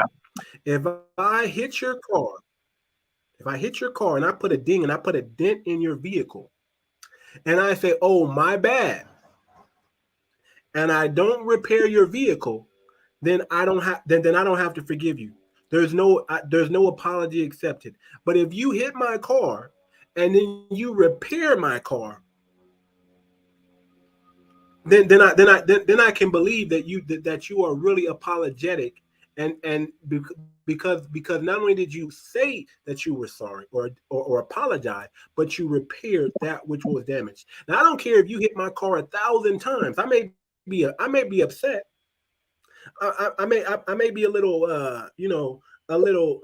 my mood may be off. I may be a little disgusted that you would hit my car 1,000 times. But if you pay for the damage 1,000 times and fix it, then I can forgive you. But black people, we seem to just want to forgive everybody without just because they said they're sorry and didn't mean it. But no, they no didn't. But they change didn't come actions. with anything tangible. They didn't mean it. No change actions. We're just gonna have this kumbaya mentality. We're gonna forgive everybody who did us wrong because we think that's what it says in the Bible. No, the Bible says, "If thy brother offends thee and repents, then you forgive him." Repentance is the key. Changes direction. Repairs what was broken. Those are all things part of forgiveness. If your brother doesn't repent, though, what does it say? If your brother doesn't repent, if he doesn't change his ways, if he doesn't fix what was damaged, there's no forgiveness. Nothing. Yeah, So there's a lot of stop scriptures that say accepting all don't even deal with that person anymore. But they Yes, don't want it to says talk get about them those. out of there. Man, you don't want to talk about Paul. Paul says, man, separate yourself from among them. Paul says don't even if you have people in your church that's being promiscuous, if you have people in your church that are speaking profanity or having bad behavior, now you're supposed to hang out with those people. That's what I'm saying. A lot of these so-called Christians don't even understand or know their Bible.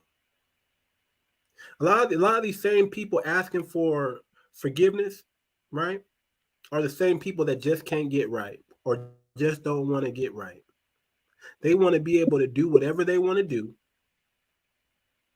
and then lean on you for forgiveness, but they never want to correct or change the habits that brought them there, that brought them to that situation, that made them do this harmful act.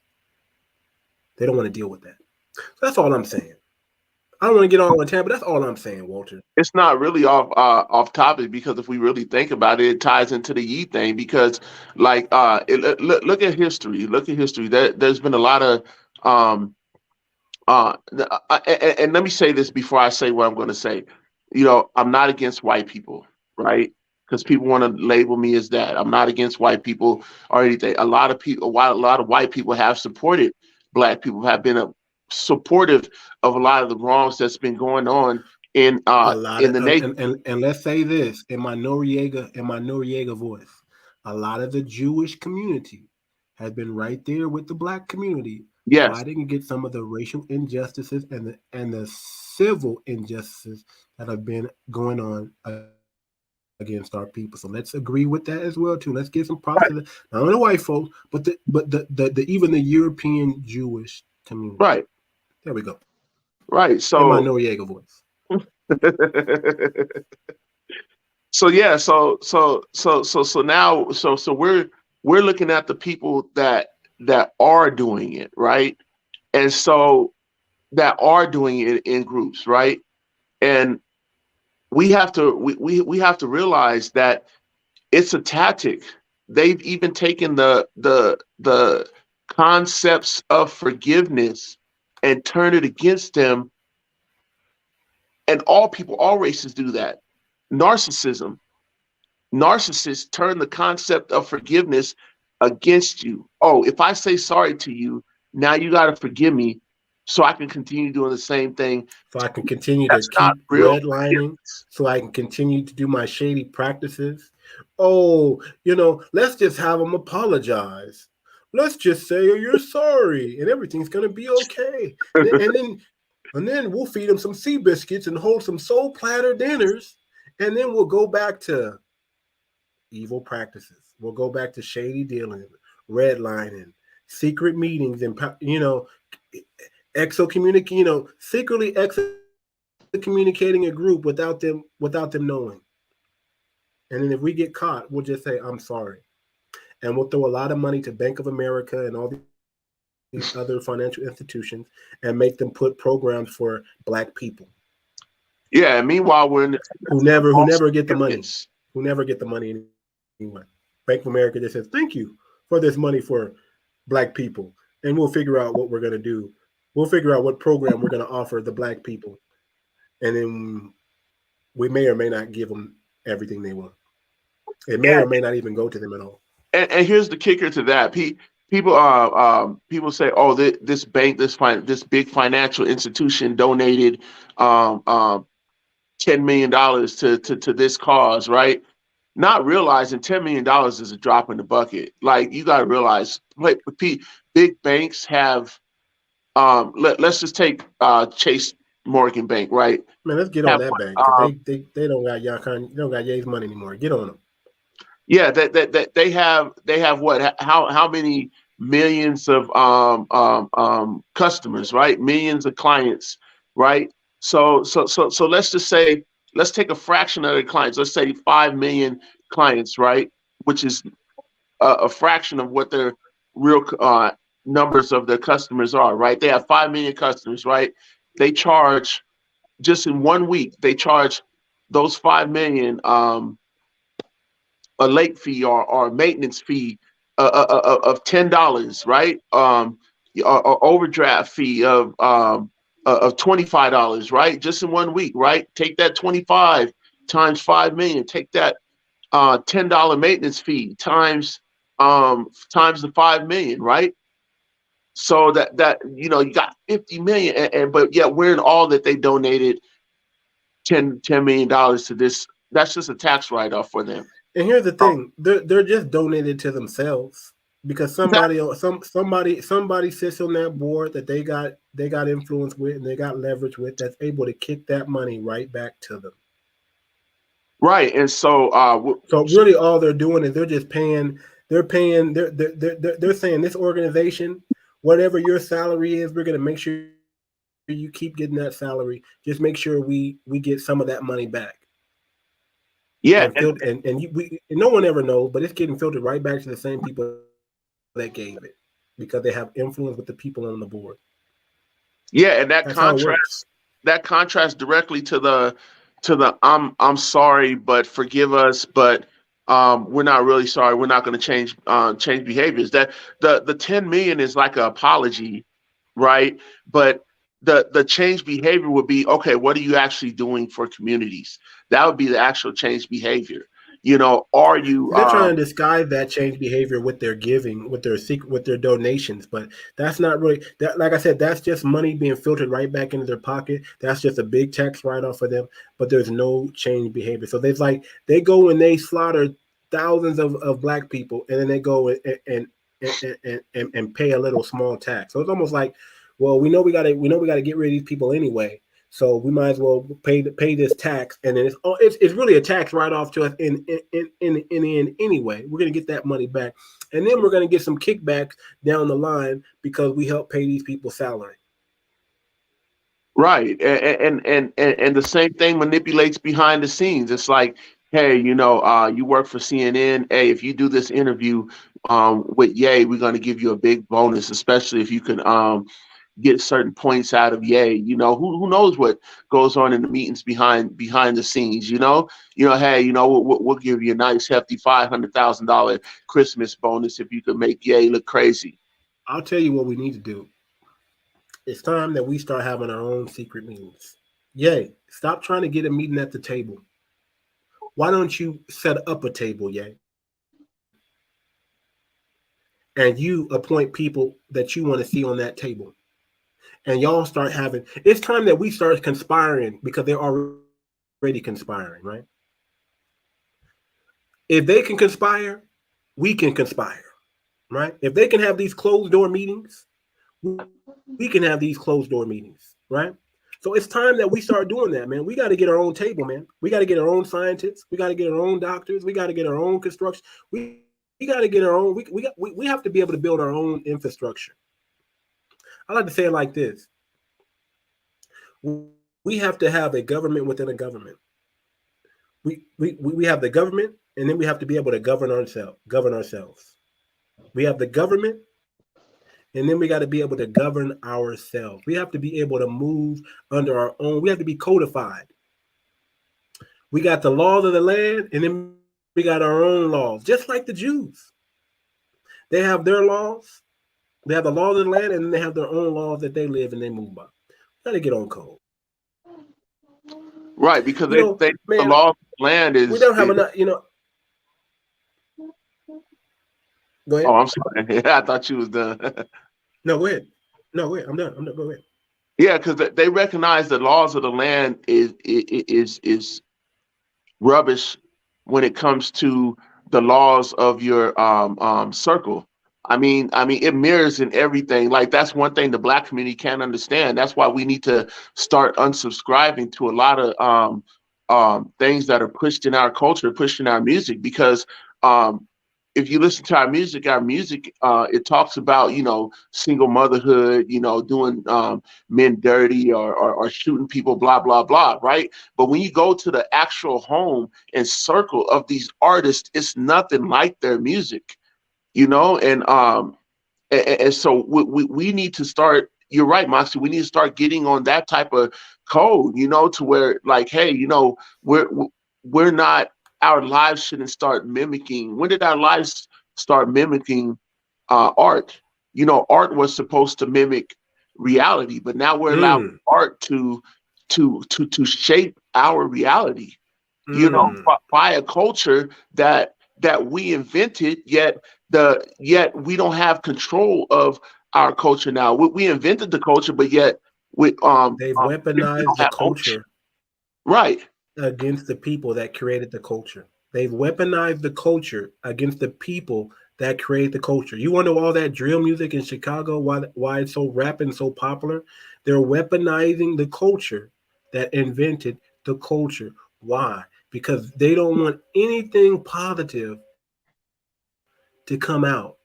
They want to create negative response. They want a bunch of emotional, effeminate males running around destroying the culture. But they want to make heroes out of them when they're really the ones tearing down and pulling down the culture. We got a question. How many people can say they relate to the music they listen to? How many people can say they relate to the music they listen to? I mean, really? Are you living the life? Are you living with AK? Are you waking up with AK-47s under your bed? Come on, that's a little extreme. Now, maybe if you're in a war, maybe if you're in the Ukraine right now, or maybe if you're in some war-torn parts of Africa that's not even being discussed with the news, and you're a child soldier, right? But not too many people can relate to the man. It used to be. You're right, man. It used to be music reflected the environment that we lived in. Now the music is creating the environment, or the cause of the environment, the cause of the violence. Why? Because ownership changed. Man, when you as the artist don't control your voice, when you as the artist don't have control over your voice, and the media is pressuring you to put out different types of music like this, when they even program the people not to respond positively to positive rap, but people don't necessarily go out and buy positive rap or positive music because they're so conditioned to want and need, and they're even addicted to the violent messages and signals in the music. And they're really, what they're doing, it's not necessarily the words that they're saying, it's the beats that they're using to get you addicted. You're more addicted to the beats and the rhythm than the words, that you're willing to accept whack lyrics over good beats. Rather than good lyrics over whack beats, you will rather exceed, and that's what they give you, right? If you see any conscious rappers or anybody that's coming out there speaking the truth, they're I guarantee their beats are whack, right? They're terrible. But what you would accept is you would accept some mumble rap, mumble, over a hardcore bass line and beat. And you hear Ye talk about them 808s, man. They figured out them 808s do something to you. When you hear them 808s, man, your body just feel different. So they give you that feeling without the substance. And that's what they're selling you right now. They're selling you feeling over substance. Feeling over substance. Something that can build your community. They're giving you absence. They're giving you water without the vitamins. They're just giving you sugar water. They're giving you Coca-Cola instead of water. It's They weird, give you like Coca-Cola because it tastes better than water, but it doesn't satisfy you. it's weird that you speak about that because even when I took political science class way back in the day, we had this question. We was like, when they changed the formula of Coca-Cola, everybody came out and boycotted that and went against that. And there was like, how come we can't get people to do that, to break away from the bipartisan coin? You know, if we can get people to say, hey, I don't like the taste of this bipartisan Republican Democrat thing. I like the taste of being able to be free. I want to be able to have my guns in the house, or I want to be able to have these things that you guys normally find on the right wing, but I also want to be able to talk about reparations and stuff that's being exploited over here on the left wing. You know, why can't we say, oh, I don't like the bipartisan taste anymore, and start doing our own thing? Like it's weird. Like we could do it for things like Coca-Cola, but we can't do it for, to regulate power, to get back the power to the people. Right. And you know what, man? Here's the thing. We've always been in the design that we've chosen the small few to control the masses, and the small few figured out that how to take advantage of the masses because they're willing to give up so much power to the small few. Wait, what's that say in the comments? I do relate, but I still listen to the Ronettes and the Marvelettes. I ain't listen to the mumble rap. Nope. Yeah, I mean, exactly. Just a little bit about my background. I'm Walter Downing, but if you look up Walter Downing Rolls Royce or Walter Downing Mama Tappy, my father was a band member of Rolls Royce. My father was in the music industry with Norman Whitfield and big time. Rest in peace, my father. So I got to learn a lot about what's going on in the music industry behind the scenes at a young age because I was born in Anaheim, and my dad had his house, and I didn't even know it, that there was like the lady from Rolls Royce, Junior Walker, people coming by the house. I didn't even know who they were, right? Even down to O.J. Simpson coming by the house. My dad, I was like, who's that? O.J.? Yeah, and my dad was even in the studio, and he was like, you know what, son, let me tell you something. And he said, we was in the studio, O.J. was in the studio with us, and here comes Nicole throwing high heels at O.J. She get out the car and just start throwing high heels at him, and so things of that nature, So we gotta have a story time now. Now we gotta have a story time now. We gotta have a special tour. We gonna do a special show centered around Walter Downing, and we're gonna do something called story time. Walter tells us some of these good stories, man. I've never heard this before, man. This is good. Yeah, and I'm just saying a little bit of all that just to say, hey, you guys do your research out there, because what the media is giving you is way different from what's actually going on behind the scenes. And maybe even for the next show, I'll bring up this news segment of where this journalist tried to go. I think it was in Florida or somewhere down south. He found out where these lobbyists and these political people were meeting, right? And that's illegal too. You're not even supposed to meet in the same place. He booked a hotel. I hope it's still on YouTube. I hope it didn't get taken down. He booked a hotel at the hotel where they was meeting. He brought his camera down. He didn't even want to go in. He brought his camera down to sit by the door and see who was coming. And they got the hotel staff to kick him out. He was like, wait a minute, but I'm a guest here. I can stop recording, but at the same time, I'm a guest here. Can I stay? They was like, nope. We can't even allow you to be a guest here anymore, and made him leave. And so we have to understand what's actually going on behind the scenes. Research what's going on behind the scenes, because if you just allow right-wing or left-wing media to tell you what's going on, you're just going to be another battery. Yeah, I mean, you have. I mean, I hate to say it, man, but we have technology, we have artificial intelligence. I mean, we have so many things that that can make you believe something is real, but it isn't. You see my background. You see Walter's background. You can tell my background is fake. You can tell Walter's background is real. You have to look at the media like that. You understand what I'm saying? You can tell that when they show the president in the Oval Office, you have to pay attention. Is he really there? Is he really, or is he somewhere else? You got to understand that they pay attention to the aesthetics of things.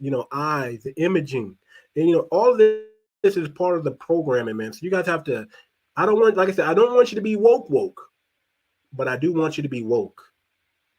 And you should know what I mean when I say woke. We don't want a bunch of woke people around where they just, everything is a conspiracy, when it really isn't. No, but we want you to be in tune with the tactics that's going on out there in the world, so you can listen. You have to protect your family. That's your job. You need to know this stuff so you can protect your family, so you can protect your legacy, so you can be around for, so you can be around for the long haul, so your family can be protected. I mean, you got to think about it. Not only is your job here to give yourself a good, comfortable life here, but you also have to think about your children and your children's children, your generations to come. You don't want to just be set up to where you're living this comfortable life, but then your seed's going to suffer. So you have to pay attention, because there's some things going on behind the scenes. There's a lot of codification going on. And if you're not hip to what these codes are and what they're talking about, you're going to get left behind. So I can't, this broadcast, we can't save everybody. The unpleasant truth is not going to help everybody.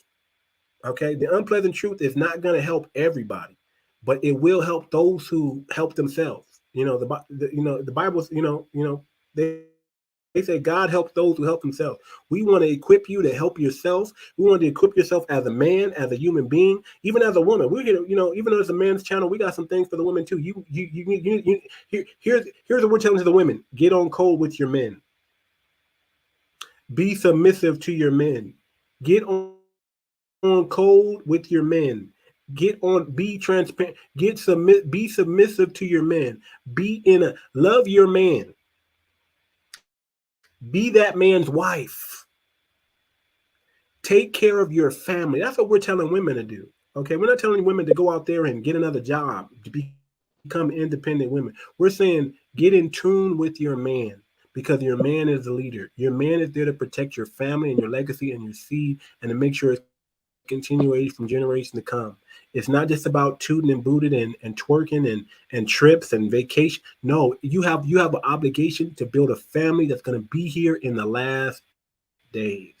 Do you understand that? You have to make it. Let me say it like this: your seed can die out. Did you know that? There's no more Tasmanians left on the face of the earth. Your seed can die out. Your legacy can die out. If you want your legacy to survive and live on, it's your responsibility, no one else's. That's all we're saying. It's your responsibility to protect your legacy and make sure they're going to be around, and how comfortable they're going to be. And even if one generation drops the ball, the next generation have to pick up the ball and build it back over again. That's the cycle. That is the cycle that we're in. Do you understand that? Us as men. Yes. Us as men. We have to protect our family. And that's what this broadcast is about. That's what this channel is about. Like I said, we talk a lot about provider stress syndrome. It's about that. We have to overcome the challenges that we face. We have to overcome the obstacles that come against us. That's what we're here to do. So that's why we talk about these things, man. Walter, we're gonna wind it down, man. We've been on talking for a long time, and we're going a little bit past 2 hours, man. I know you got things to do. I got to get out of here and go make some money right now myself. I think you sent me a private message. Yeah, it's time. It's time, man.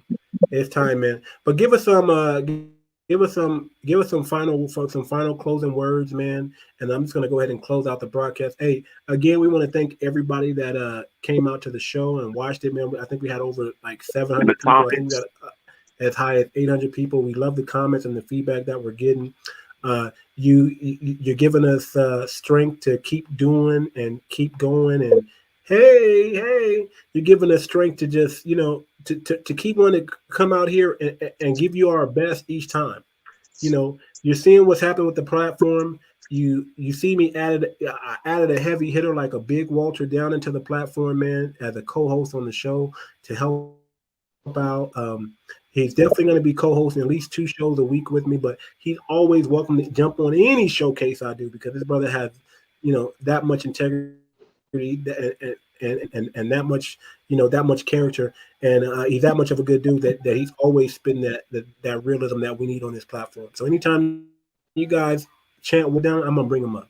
I'm never gonna shout that brother down. Y'all keep shouting him up because we need this brother to start his own channel, and we need y'all to get that real, unparalleled truth, that undeniable truth, that unpleasant truth that Walter brings to the table. And it ain't no joke. It ain't no joke. So, Walter, close us out, man. I'm babbling. Close us out, man. Give us some words of wisdom so we can close out the show.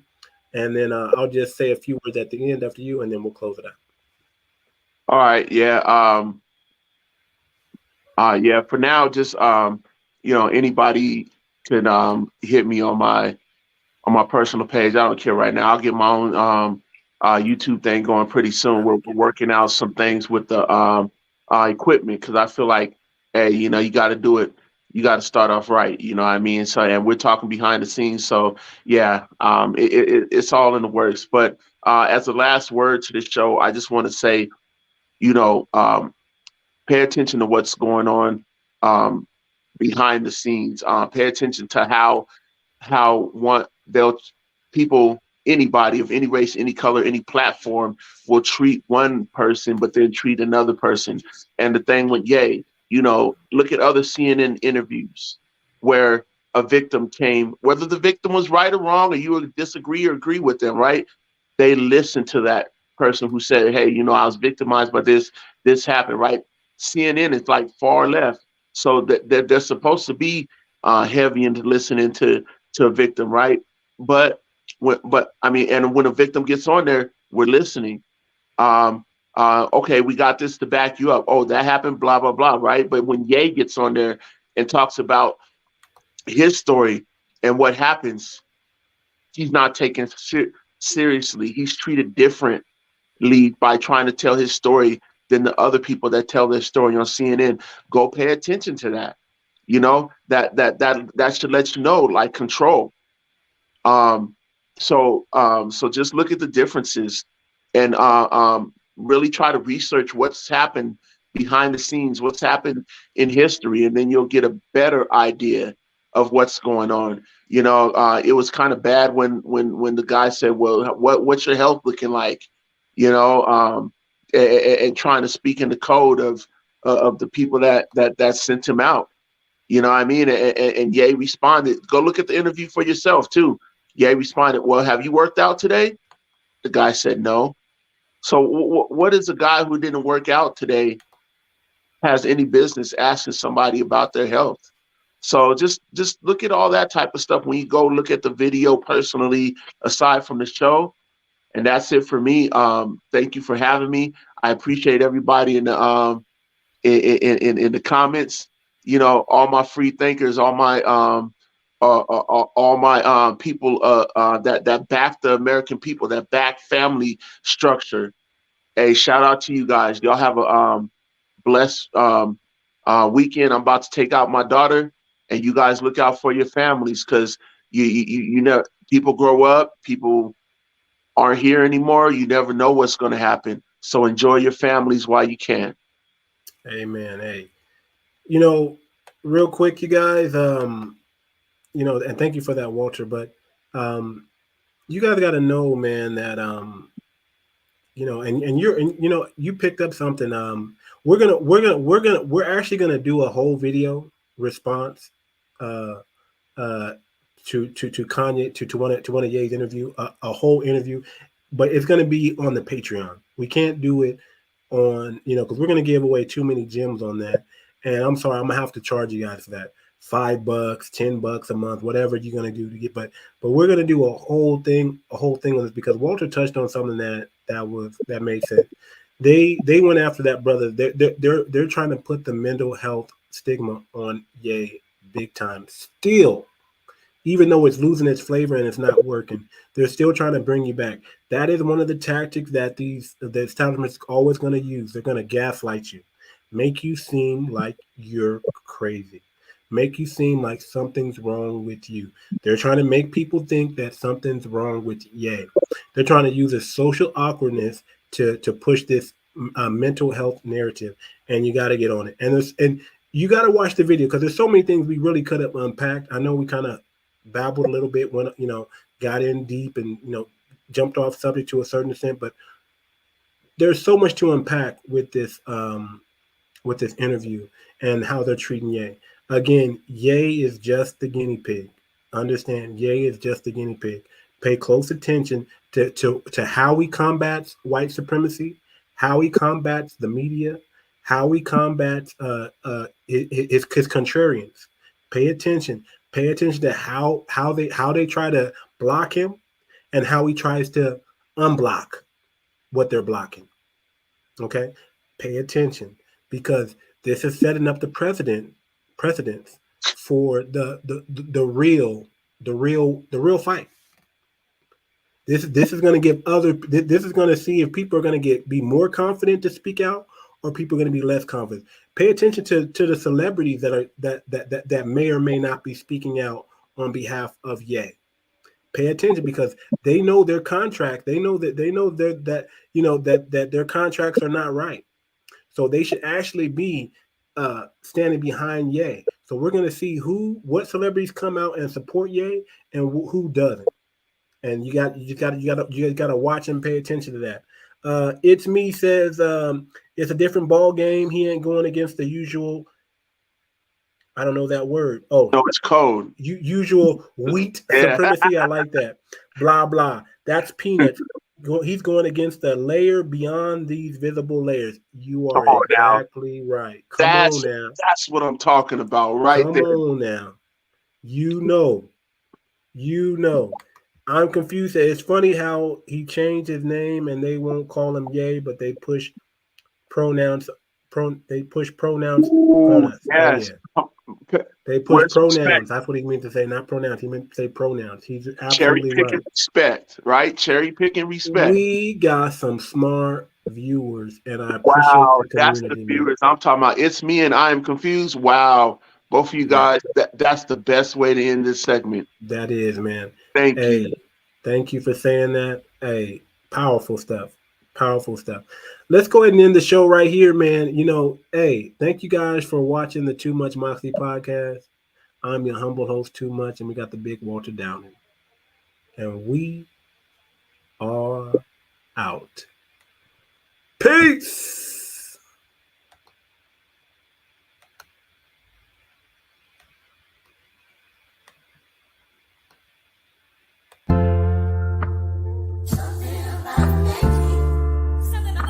I feel like I joined the